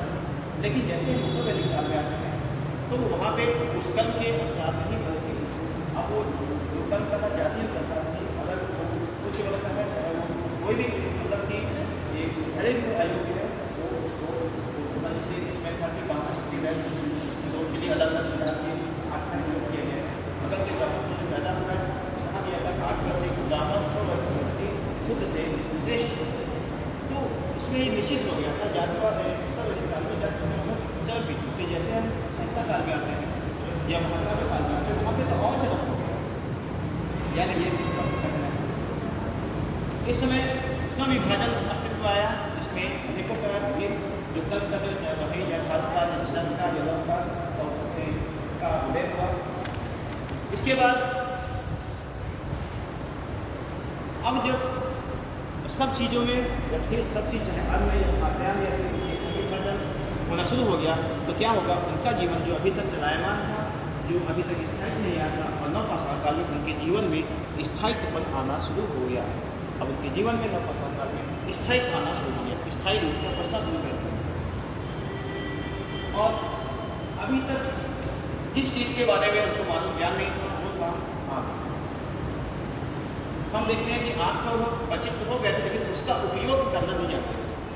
लेकिन नवपाषाण काल में आँख का वो उसका कैसे उपयोग करना, कैसे प्रयोग करना है, इस अन्य के बारे में जो जानकारी प्राप्त होती है तो हमें स्पष्ट रूप से दिखाई देता है कि इस अन्य का उपयोग वो अपने सुरक्षा के लिए भी करते हैं, अपने सुरक्षा के साथ साथ अपने जो जो मांस या जो अन्य जो भी चीज़ खा रहे जो बच्चा खा रहे हैं अब उसमें इसको ये बहुत लंबी कहानी है, यहाँ बताया कि सकता नहीं है, मैं अपने क्लास में बताया था काफ़ी, लेकिन अब यहाँ फाउंडेशन है तो बहुत लंबी कहानी है कि उन्होंने उस अग्नि में कैसे उन्होंने मांसों का कैसे खाना शुरू किया, खाना शुरू किया। तो अब जब अग्नि हो गया तो कच्चे मांस की जगह वो पका हुआ मांस खाना शुरू किया, तो स्वादिष्ट खाना शुरू हो गया, उनके स्वाद में भी परिवर्तन आना शुरू हो गया। मतलब अनेकों प्रकार के परिवर्तन में इस नवपाषाण काल में दिखाई देते हैं। इसके साथ साथ हमें इस नवपाषाण काल में अंतिम समय में धातुओं का विशेष रूप से प्रयोग होना शुरू हो गया। भले भी हमें मध्यपाषाण काल में तांबे का प्रयोग शुरू हो गया, लेकिन इसके अंतिम काल में धातुओं का विस्तृत रूप से प्रयोग होना शुरू हो गया। और अब बात करते हैं इसके नवपाषाण काल के जो उपकरण जो औजार, यहाँ पे आप कुछ समझ सकते हैं कि जब हम नियोलिथिक एज की बात कर रहे हैं, नवपाषाण काल की बात कर रहे हैं, तो यहाँ पे जो इसके औजार भी रहेंगे वो भी आप उसमें परिवर्तन आएगा, वो भी उचित होंगे, चिकने होंगे और काफ़ी पहले होंगे। तो हमें उस समय इसके देखते हैं नवपाषाण काल में हमें इनके औजारों में भी काफ़ी परिवर्तन दिखाई देता है। जब मध्यपाषाण काल में देखते हैं कि उसमें त्रिभुज के आकार के, नौचंद्रा का, अर्धचंद्रा का या समलम चतुर्भुज के आकार, मतलब अनेकों प्रकार के वहाँ पे मतलब जो एक ज्यामितीय आकार का जो औजार वो हमें मध्यपाषाण काल दिखाई देता है। लेकिन जैसे ही हम नवपाषाण काल में आते हैं तो जितने भी पूर्वपाषाण काल या मध्यपाषाण का जो औजार थे उन औजारों में अब उसका विकसित रूप हमें इस नवपाषाण काल में दिखाई देने लगता है। जैसे पालिश वाली जो हैंडिक्स थी जो पहले सामान थी, अब उसमें किस किस के उसको पालिश लगा चमकने लगा, और मसला रुखानी ये सब नए नए खुजली पहले भी था और उसकी खुजली में परिवर्तन आने लगा। मतलब ये सब नए नए प्रकार के हैंडेक्स ये सब इस नवपाषाण काल के जो औजार थे इसमें अब काफ़ी विकसित रूप में दिखाई देता है। अब हम बात करते हैं इसके विस्तार क्षेत्र।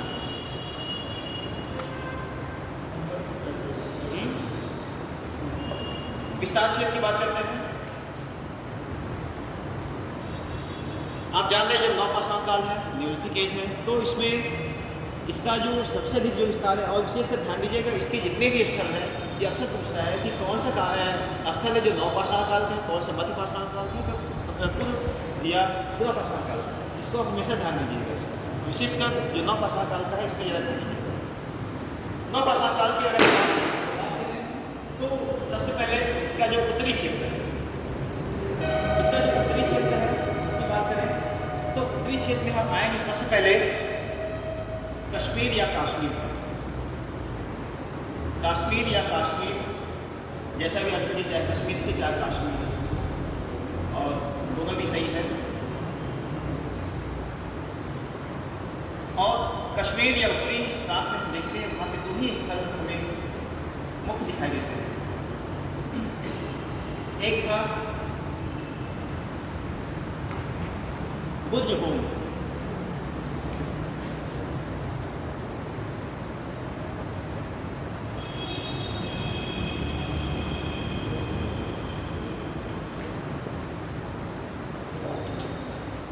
कश्मीर का ये स्थल था बुर्ज होम, यानी इसका जो शाब्दिक अर्थ होता है वो एक वृक्ष होता है, बुर्ज वृक्ष का स्थान।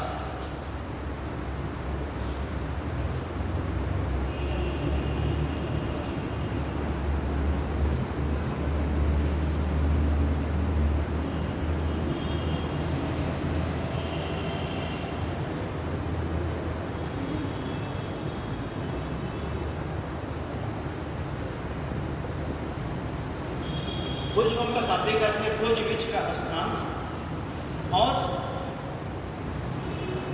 इसकी खोज किया था, मैंने कल भी नाम लिया था, नाम भी आपको याद आ जाएगा, 1935 में डी टेरा ऑफ जैक्सन ने 1935 में डी टेरा ऑफ जैक्सन ने इस बुर्ज होम जो कश्मीर का उत्तरी स्थल था, बुर्ज वृक्ष का स्थान था, उसकी खोज किया था। और हम देखते हैं कि यहाँ पे हमें जब इन्होंने डिटेल प्रोफेसर ने खोज किया तो हमें यहाँ पे कुछ विशेष चीज दिखाई देता है, कुछ नया चीज दिखाई देता है, वो है गतावास।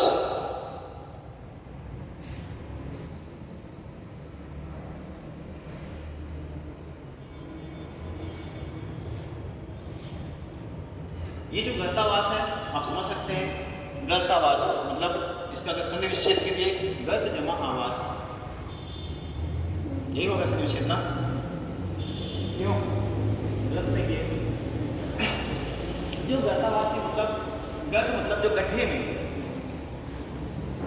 में जो घर बनाया जाता है उसी को गतावास कहते हैं। मतलब एक समान समतल जमीन में होता है लेकिन उसको थोड़ा से जो ढलवा और थोड़ा से गड्ढे किस्म बनाया जाता है, गड्ढा कर दिया जाता था और उसी को गतावास। ये चीज़ हमें इस कश्मीर में दिखाई देता है, कश्मीर के बुर्ज होम में दिखाई देता है। और हम देखते हैं कि यहाँ पे जो बुर्ज होम है, यहाँ गतावास के साथ साथ हमें यहाँ पे एक चीज़ और दिखाई देता है। अभी तक हमें या तो हम सिंहघाटी सत्ता में जाएंगे, अगर सर था डोबा जो गुजरात में था, या तो हमें वहाँ पे मालिक के साथ कुत्ते को रखता जाता है, या फिर हम उसको हटा दें, सिंहघाटी सत्ता को अगर हटा दें तो हमें इस बुर्ज होम में एक कब्र में एक मालिक के साथ उसके कुत्ते को भी दफनाया गया, जो ठंडी बात है क्योंकि तो हमें इस बुर्ज होम में दिखाई देता है। एक कब्र मालिक के साथ कुत्ते को दफनाया जाना, उस दफनाया कि काफ़ी देर लगता है उस कुत्ते को, या फिर उसके वो पालतू रहा हो, उसके मालिक को जहाँ देख के उसको एक साथ में दफना दिया गया, कुछ भी हो सकता है।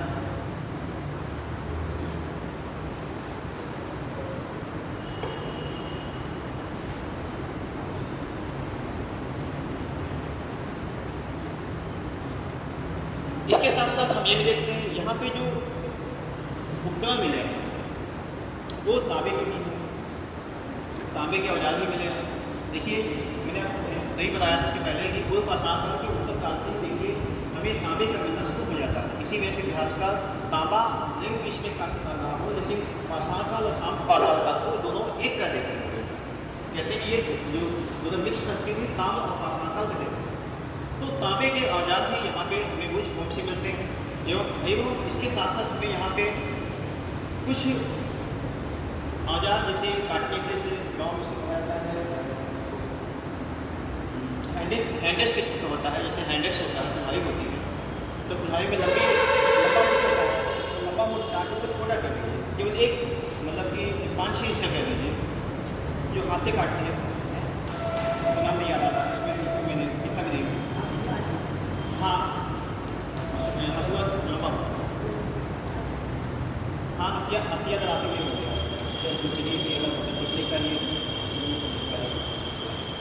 चलिए, तांबे के बाग ही मिलना शुरू हो गए, जो तेल बन रहा था उसके बाग ही मिलना शुरू हो गए, मिले थे यहाँ पे, और तांबे के औजार भी मिले थे।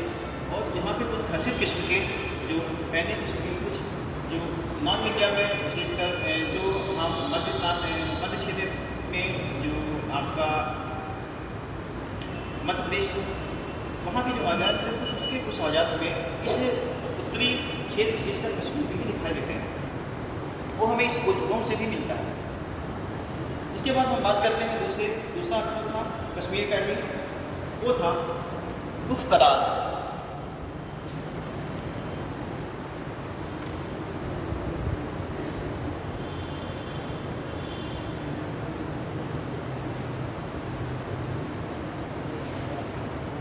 ये जो गुफ कराल जो स्थल था, इसका शाब्दिक अर्थ है कुम्हार की गुफा।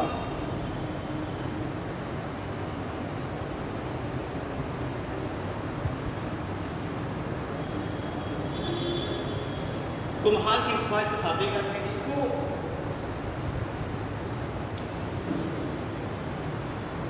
इसकी जो खोज किया था एक विद्वान थे A.K. शर्मा, उन्होंने 9 साल पहले जम्मू कश्मीर के गुफा काल की खोज किया, और फिर जब उन्होंने वहाँ पे खोजा तो उनको भी वहाँ पे जैसा बुझभूमि में मिले थे औजार, वैसे ही औजार उनको यहाँ पर भी मिले, और जब जैसा वहाँ पे गर्तावास उनको बुझभूमि में मिला था, वैसे ही गर्तावास या विधियों वाला घर का साक्ष्य उनको इस गुफ कराल में भी मिलता है। तो इस वजह से बुझभूम और गुफा काल जो दोनों स्थल है, दोनों जगह में गर्तावास के साक्ष्य मिलते हैं, कभी पूछा जाए तो बता सकते हैं। इसके अलावा हम ये भी देखते हैं कि यहाँ पे हड्डियों के भी कुछ पुतले मिले हैं गुफा काल से, सिलबट्टे का भी मिला है। सिलबट्टे के साक्ष्य मिलने के मतलब आप जान ही सकते हैं कि वहाँ पे स्थायी निवास रहा होगा, परिवार रहा होगा, और उस सिलबट्टे का प्रयोग वो चाहे औषधि के लिए करता हो या फिर अपने अन्य जीवनों को भी कार्य के लिए करता हो, उसका साक्ष्य मिलना कुछ न कुछ हमें दूरदर्शन करता है, कि हमें कुछ चिंतन करने के लिए मजबूर कर देता है। और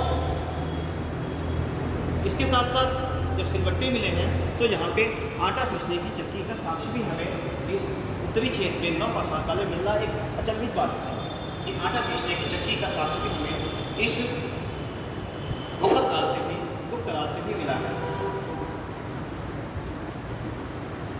इसके अलावा हम लोगों ने देखा कि अभी तक मानव क्या था, मानव निर्वस्त्र रहता था या तत्वों से या फिर उससे अपना शरीर या तन ढकता था। लेकिन जब हम गुफ कराल में आते हैं तो यहाँ पे मानव के वस्त्रों में, विशेष नवपाषाण काल में वस्त्रों में परिवर्तन आना शुरू हो गया था। अभी तक मानव जो अपने केवल अन्न ही रहता था, मतलब खुशी पाठ होता था, अब वो क्या हुआ, अब यहाँ पे वो वस्त्रों के बनाने या कपड़ों के बनाने की कला को भी सीखना शुरू हो गया, क्योंकि हमें वस्त्रों की सिलाई करने का साक्ष्य भी हमें इस गुफ कराल से मिलता है, कि वस्त्रों को कैसे सिलाई किया था उसका पूरा साक्ष्य इस गुफ कराल से मिलता है। इसकी विस्तार से में बात करते हैं हम, एक पॉइंट छूट गया है, वो है उत्तर पश्चिमी सीमा प्रांत में एक स्थान था मेहरगढ़, मैंने छोड़ दिया था, ये बता दे रहा हूँ, इम्पॉर्टेंट है।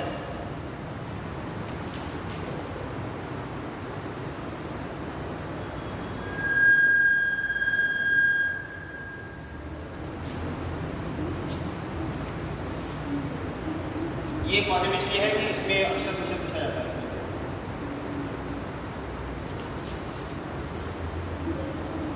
मेहरगढ़ आप नाम ही समझ रहे हैं, उत्तर पश्चिमी सीमा प्रांत की स्थित था, विशेषकर जो पाकिस्तान, वर्तमान में पाकिस्तान है, वहाँ पे एक स्थान था बलूचिस्तान में स्थित था। और उस बलूचिस्तान के एरिया में एक स्थान था, एक उसका नाम था कोची का मैदान। एक नदी थी, इसी नदी सूखने के बाद एक मैदान बन गया था, इसे कोची का मैदान कहा जाता है।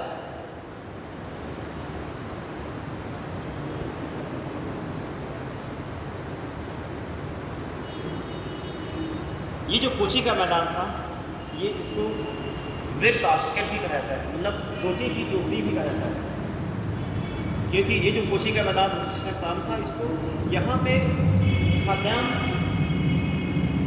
वस्तुएं काफ़ी अधिक मात्रा में मिली, इसका मानव उपयोग करता था, वो खाद्यान्न की वस्तुएं यहाँ पे काफ़ी अधिक मात्रा में मिली। इस वजह से इसको, इस कोची के मैदान को रोटी की टोकरी भी कहा जाता है।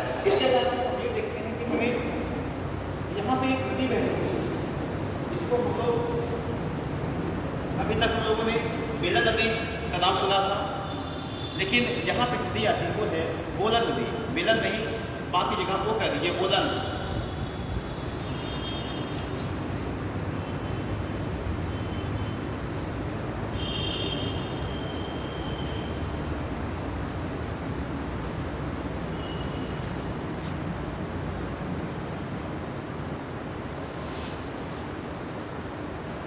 बोलन नदी के तट पे ये था, और ये जो स्थान था यहाँ पे हमें कुछ विशेष चीज़ दिखाई देती है। विशेषकर जब हम जब वस्त्र बनाने के मैंने साक्ष्य बताया था कि वस्त्र काल में वस्त्रों के बनाने का साक्ष्य, सिलाई करने का साक्ष्य मिलना शुरू हो गया। उसके पूर्व ही हमें यहाँ पे कपास का साक्ष्य दिखाई देता है। कपास का साक्ष्य जिससे वस्त्र बनाए जाते थे, वो कपास का साक्ष्य हमें यहाँ पे दिखाई देता है। जब इसकी बाटी शब्द पढ़ेंगे तो वहाँ पे आपको इसके लिए सिंगल शब्द का प्रयोग किया गया है, और फिर वो ये भी आपको बताया गया कि जो कपास के जो एरिया में जो क्षेत्र था वो आपका भी ऐसा पूछता है। और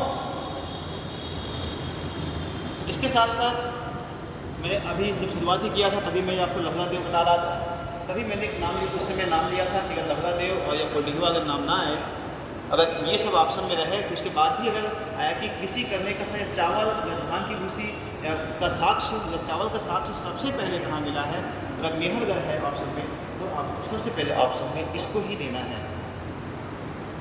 अगर क्रमबद्ध अगर क्रम से करें तो पहले मेहरगढ़ आएगा, फिर लखनऊ देव आएगा, तो उसके बाद कोल्डिहुआ आएगा। पहले लखनऊ देव के बाद जब तक नहीं था तब तक कोल्डिहुआ ही था, लेकिन भारत में पूछता है तो भारत में मेहरगढ़ भारत में है नहीं, भारत में है नहीं। ये आपको क्वेश्चन कैसा पूछता है वो आपके ऊपर डिपेंड है क्या जैसा क्वेश्चन पूछता है। अगर भारत का पूछता है तो आप लखनऊ देव कोल्डिहुआ लगा सकते हैं।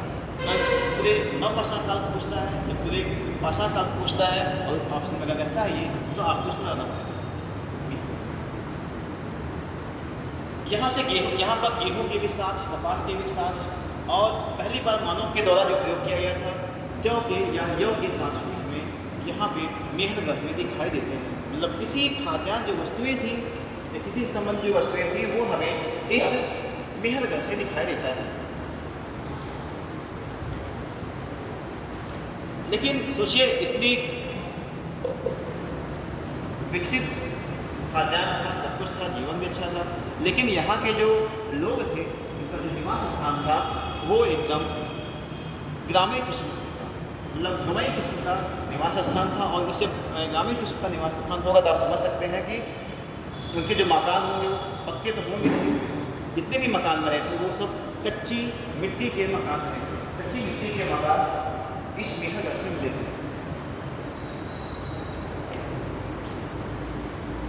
और अन्न भंडार था ही, जब जाहिर है कि जब इतने ज़्यादा अन्न वहाँ पे गेहूँ, चावल और कपास ये सब बेल, ये सब की जब दुनिया वहाँ मिल रही है तो समझ सकते हैं कि अन्न भंडार भाई बात है। अब हम इसके उत्तरी क्षेत्र का मध्यवर्ती क्षेत्र की बात करते हैं, नवपाषाण काल के। जब हम नवपाषाण काल के मध्यवर्ती क्षेत्र की बात करते हैं तो यहाँ पे फिर हम प्रयागराज इलाहाबाद पूछते हैं, क्योंकि वो जो स्थल था कोल्डिहुआ जो मैंने बताया था, ये आपका मध्यपाषाण काल से लेके आगे नवपाषाण काल तक, इसके आगे नवपाषाण काल तक भी कुछ साक्ष्य मिलते हैं इसके। तो कोल्डिहुआ के बारे में बता देते हैं। ये जो कोल्डिहुआ है ये बेलन नदी है, बोलन नदी नहीं कहिएगा, तो बोलन नदी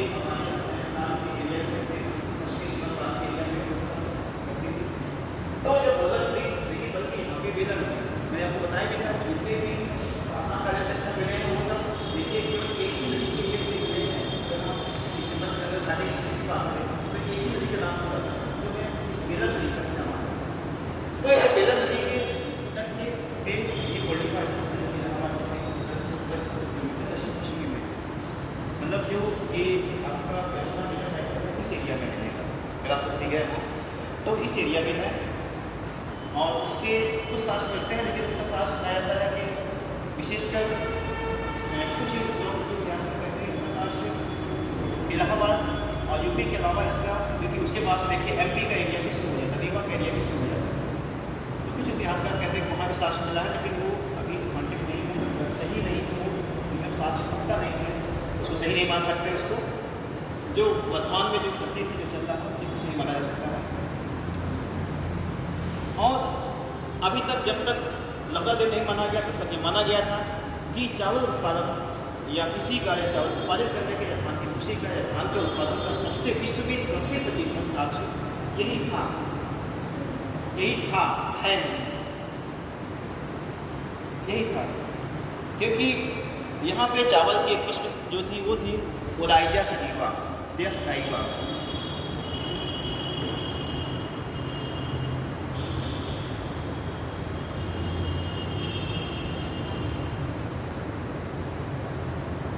कहीं पे सटाइवा, कहीं पे सटाइवा लिखा गया है, कहीं ओराइजा लिखा गया है।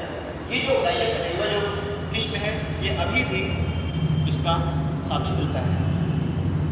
तो इस किस्म के चावल का साक्ष्य हमें यहाँ पे दिखाई देता है, मिलता है कोडीवा में। और ऐसा माना जाता है कि ये जो इसका जो टाइम पीरियड था वो करीब 6,500 वर्ष था, 6500 ईसा पूर्व। लेकिन अगर हम जाएँ मेहरगढ़ में तो इससे आगे था 7,000 कुछ करीब था। और फिर आप उसमें जाइए, देखिए आप ईसा पूर्व जानते हैं, ये सब बैग चलता है, ये सब बैग चलता है, इसके लिए ईस्वी तो आगे चलता है, 2001 में 2022 2002 2003 चलेगा। लेकिन जब ईसा पूर्व आएंगे तो 2000 से तक बैक तो करीब 6,500 ईसा पूर्व या वर्षों में इसका साक्ष्य मिलता है। और ये दूसरे स्थान पे, भारत के दूसरे स्थान पे चावल उत्पादन के क्षेत्र के या फिर कह सकते हैं चावल के साक्ष्य के रूप में दिखाई देता है। इसके अलावा यहाँ पे इलाहाबाद में एक एरिया और था, वो था महगदा।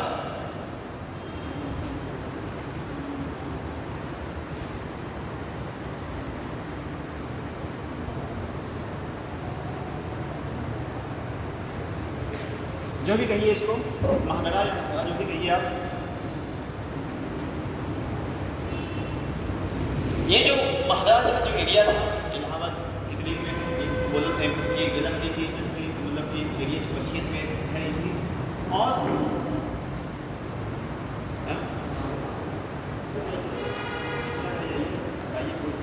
नहीं है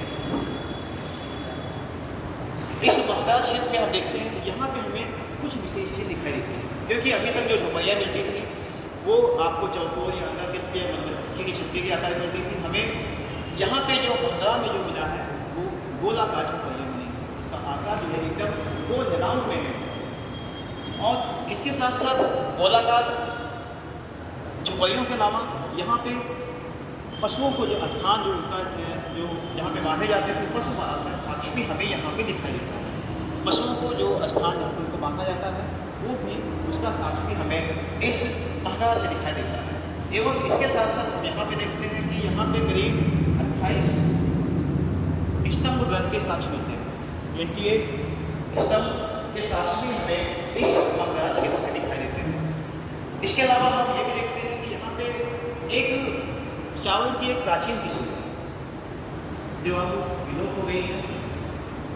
जैसे हम लोग सुना होगा सावा होगा, नाम तो सुने हैं, देखे नहीं है कि देखेंगे जो सावा जो होता है, जो चावल के दाने का सभी सभी नहीं बनता, उसका सावा के दाने का साक्षी यहाँ मैंने मतलब मुझे पहले परिवार के साथ मुझे मेरे मामा मेरी नानी को तो सावा सफ़ेद होता है, उसको एकदम समझिए कि चावल होता है, चावल तो लंबा होता है लेकिन छोटे में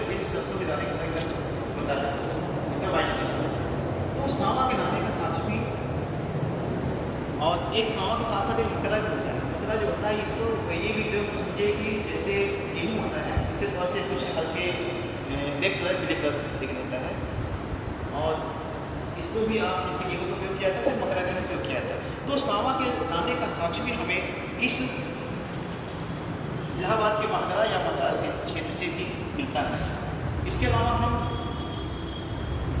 यहाँ पे मछली फंसाने के लिए जो कटिया जो कांटा जो होता है, आपको देखते होंगे उस मछली फंसाने के कांटे का ही उपयोग के साक्ष्य, उसी कांटे का साक्ष्य भी हमें मिलता है। इसके अलावा यहाँ पे अनेकों प्रकार के मेथान कलार बर्तन के बनाने के साक्ष्य भी हमें इस मकरा क्षेत्र से दिखाई देते हैं। इसके अलावा चौपारी मंडल में बताया था वो भी इसमें। अब आइए पूर्वी क्षेत्र में। पूर्वी क्षेत्र विशेषकर बिहार और छत्तीसगढ़, और इस पूर्वी क्षेत्र में जो सब ज़्यादा प्रसिद्ध है वो है बिहार। बिहार में एक स्थान था, वो था चिराग।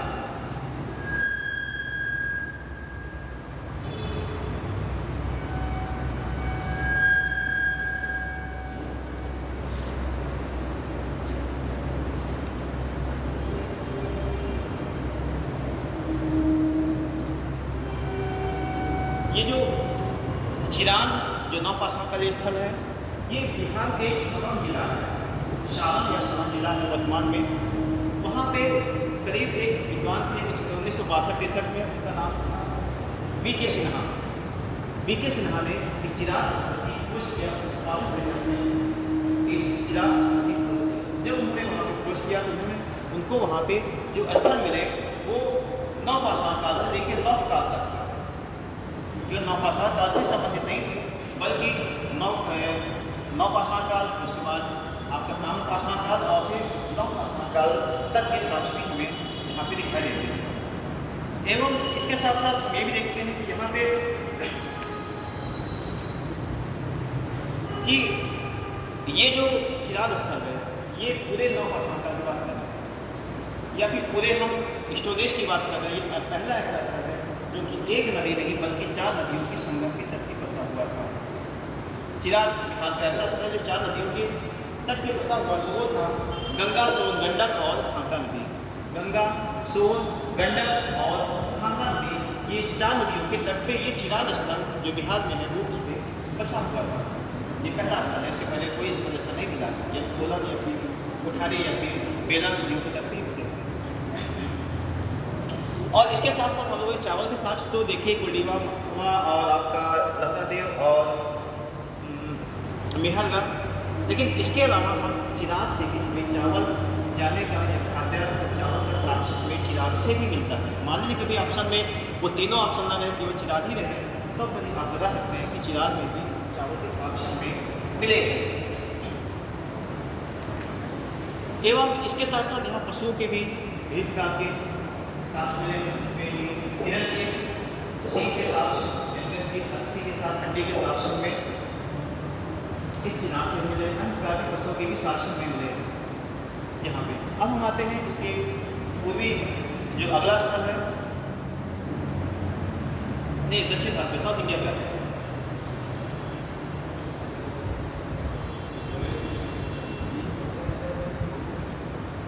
ये लास्ट है, पूरा में रहते हैं, कभी समाप्त हो जाए। साउथ इंडिया में आते हैं जो देखिए ज़्यादा है क्या, इसको ज़्यादा है, बस 5 मिनट रुकिए, मैं 5 मिनट पूरा कर दूँगा। लास्ट टॉपिक चल रहा है।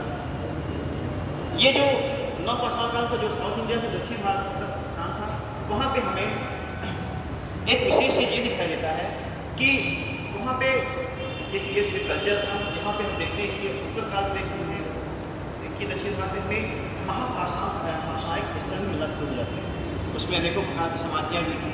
और हम देखें साउथ इंडिया में भी नवपाषाण काल में हमें यहाँ पे जो अंत्येष्टि जो संस्कार करने की पद्धति थी वो करीब 3-4 प्रकार दिखाई देती है।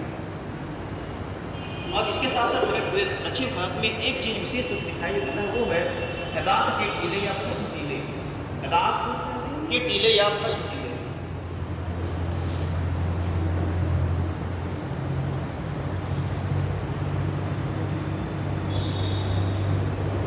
ये बहुत इंपॉर्टेंट है, ये पूछा गया अक्सर, और ये पूछता है किस स्थल से इसका टीले मिले हैं। तो ये जो राख का टीला है कैसे बनता है, राख का जो किला है ये उस समय बनता था, वैसे बनता था साउथ इंडिया में जैसे आप अभी वर्तमान में सोच सकते हैं कि आपके यहाँ जहाँ पे पशुएं बांधे जाते हैं, उनके जो पेट जो गोबर निकलता है वो धीरे इकट्ठा होता रहता है। उसे आप किसी जगह बैठे में जाकर नहीं फेंकिए, बल्कि उसी जो आपका जहाँ पे भैंस बांधते हैं या पेड़ कुछ बांधते हैं जो वहाँ पे इकट्ठा होता रहता है, उसको आप खाना पे इकट्ठा करेंगे, उसको अपने बाहर ले जाते हैं वही इकट्ठा होता है। तो वैसे ही ये दक्षिण भारत में नौपाषाण काल में था कि वो जो यहाँ पे उसमें बांधे जाते थे, उनके जो गोबर होते थे उसको वो लोग एक कोने में से इकट्ठा करते थे। वो जब कुछ दिन इकट्ठा हो जाता था तो उसको वो लोग जला देते थे। जब जलाते थे तो उससे जलाने के बाद के प्रोसेस पर जो राख बचती थी उससे को एक भस्म टीला या राख का टीला कहा गया, इसी को राख का टीला भस्म का टीला कहा गया। और इस राख के टीले में बात करें तो राख टीला का दूषित केवल दो ही चीज़ यहाँ पे विशेष है, एक आंध्र प्रदेश का, दूसरा तमिलनाडु। वैसे तो काफ़ी जगहों से भी देखे राख के टीले, लेकिन केवल दो स्थान जहाँ पे मुख्य हैं, एक आंध्र प्रदेश का उतनोद,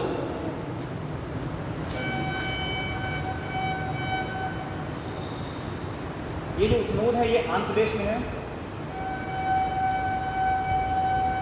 उतनोद सबसे मुख्य ये है, यहाँ पे राख का टीला मिला है, उतनोद है। और दूसरा कुफगल, कर्नाटक।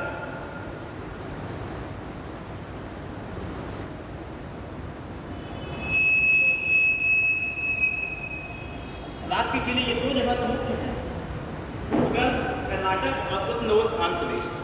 इसके अलावा भी राख के टीले मिले हैं, वो है कर्नाटक के अंतर्गत ले सकते हैं आप संगनकल्लू, पिकलीहाल और कोडेकल। संगनकल्लू, पिकलीहाल और कोडेकल जो है ये कर्नाटक में, यहाँ पर भी राख के टीले मिले हैं, लेकिन जो मुख्य रूप से राख के टीले मिले हैं वो कर्नाटक में कुफगल ही है। संगनकल्लू, पिकलीहाल और कोडेकल में भी राख के टीले मिले हैं। इसके अलावा आंध्र प्रदेश में एक स्थान था पलवाय का स्थान था, वहाँ पर भी राख के टीले मिले हुए। ये दक्षिण भारत की एक मुख्य विशेषता थी जो किसी भी काल में नहीं दिखाई देती, राख के टीले मिलना, ये केवल साउथ इंडिया में मिलता है। अब थोड़ा सा हम इसका मानव जीवन देख लेते हैं, बस उसके बाद मानव जीवन आपके समझ रहे हैं। अब क्या था, अभी तक आप लोगों ने देखा वो शिकार पे इवेंट में खाद्यान्न उत्पादन नहीं जानते थे। अब उसमें उनके जीवन में जब दायित्व आ गया तो वो खाद्यान्न उत्पादन करना शुरू करते हैं, उत्पादन करने लगे और उससे अपना जीविकोपार्जन करने लगे। जब जीविकोपार्जन करने लगे तो उनका जीवन जो हुआ वो स्थायी, अपने जीवन में स्थायी आना शुरू हो गया। अब वो स्थायी प्रक्रिया शुरू हो गई।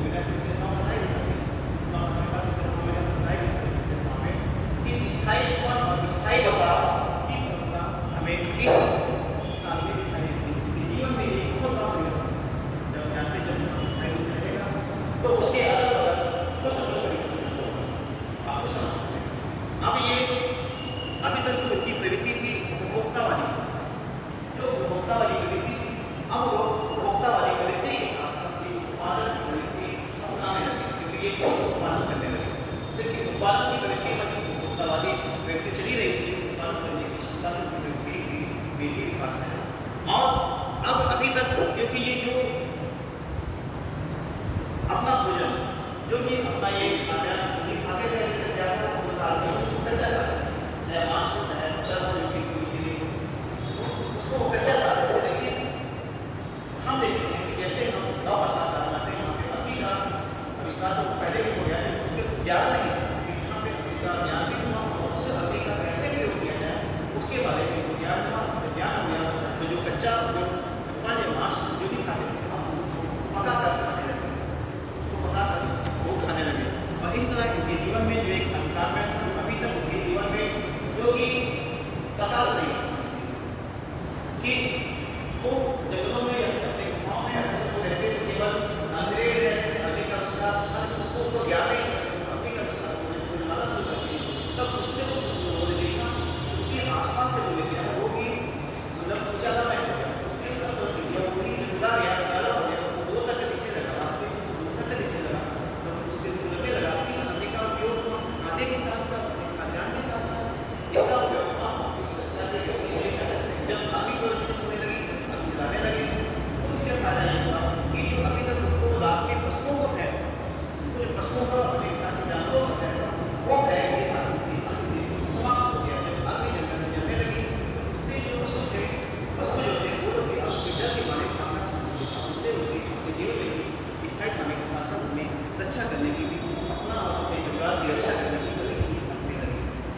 ठीक है, चलिए।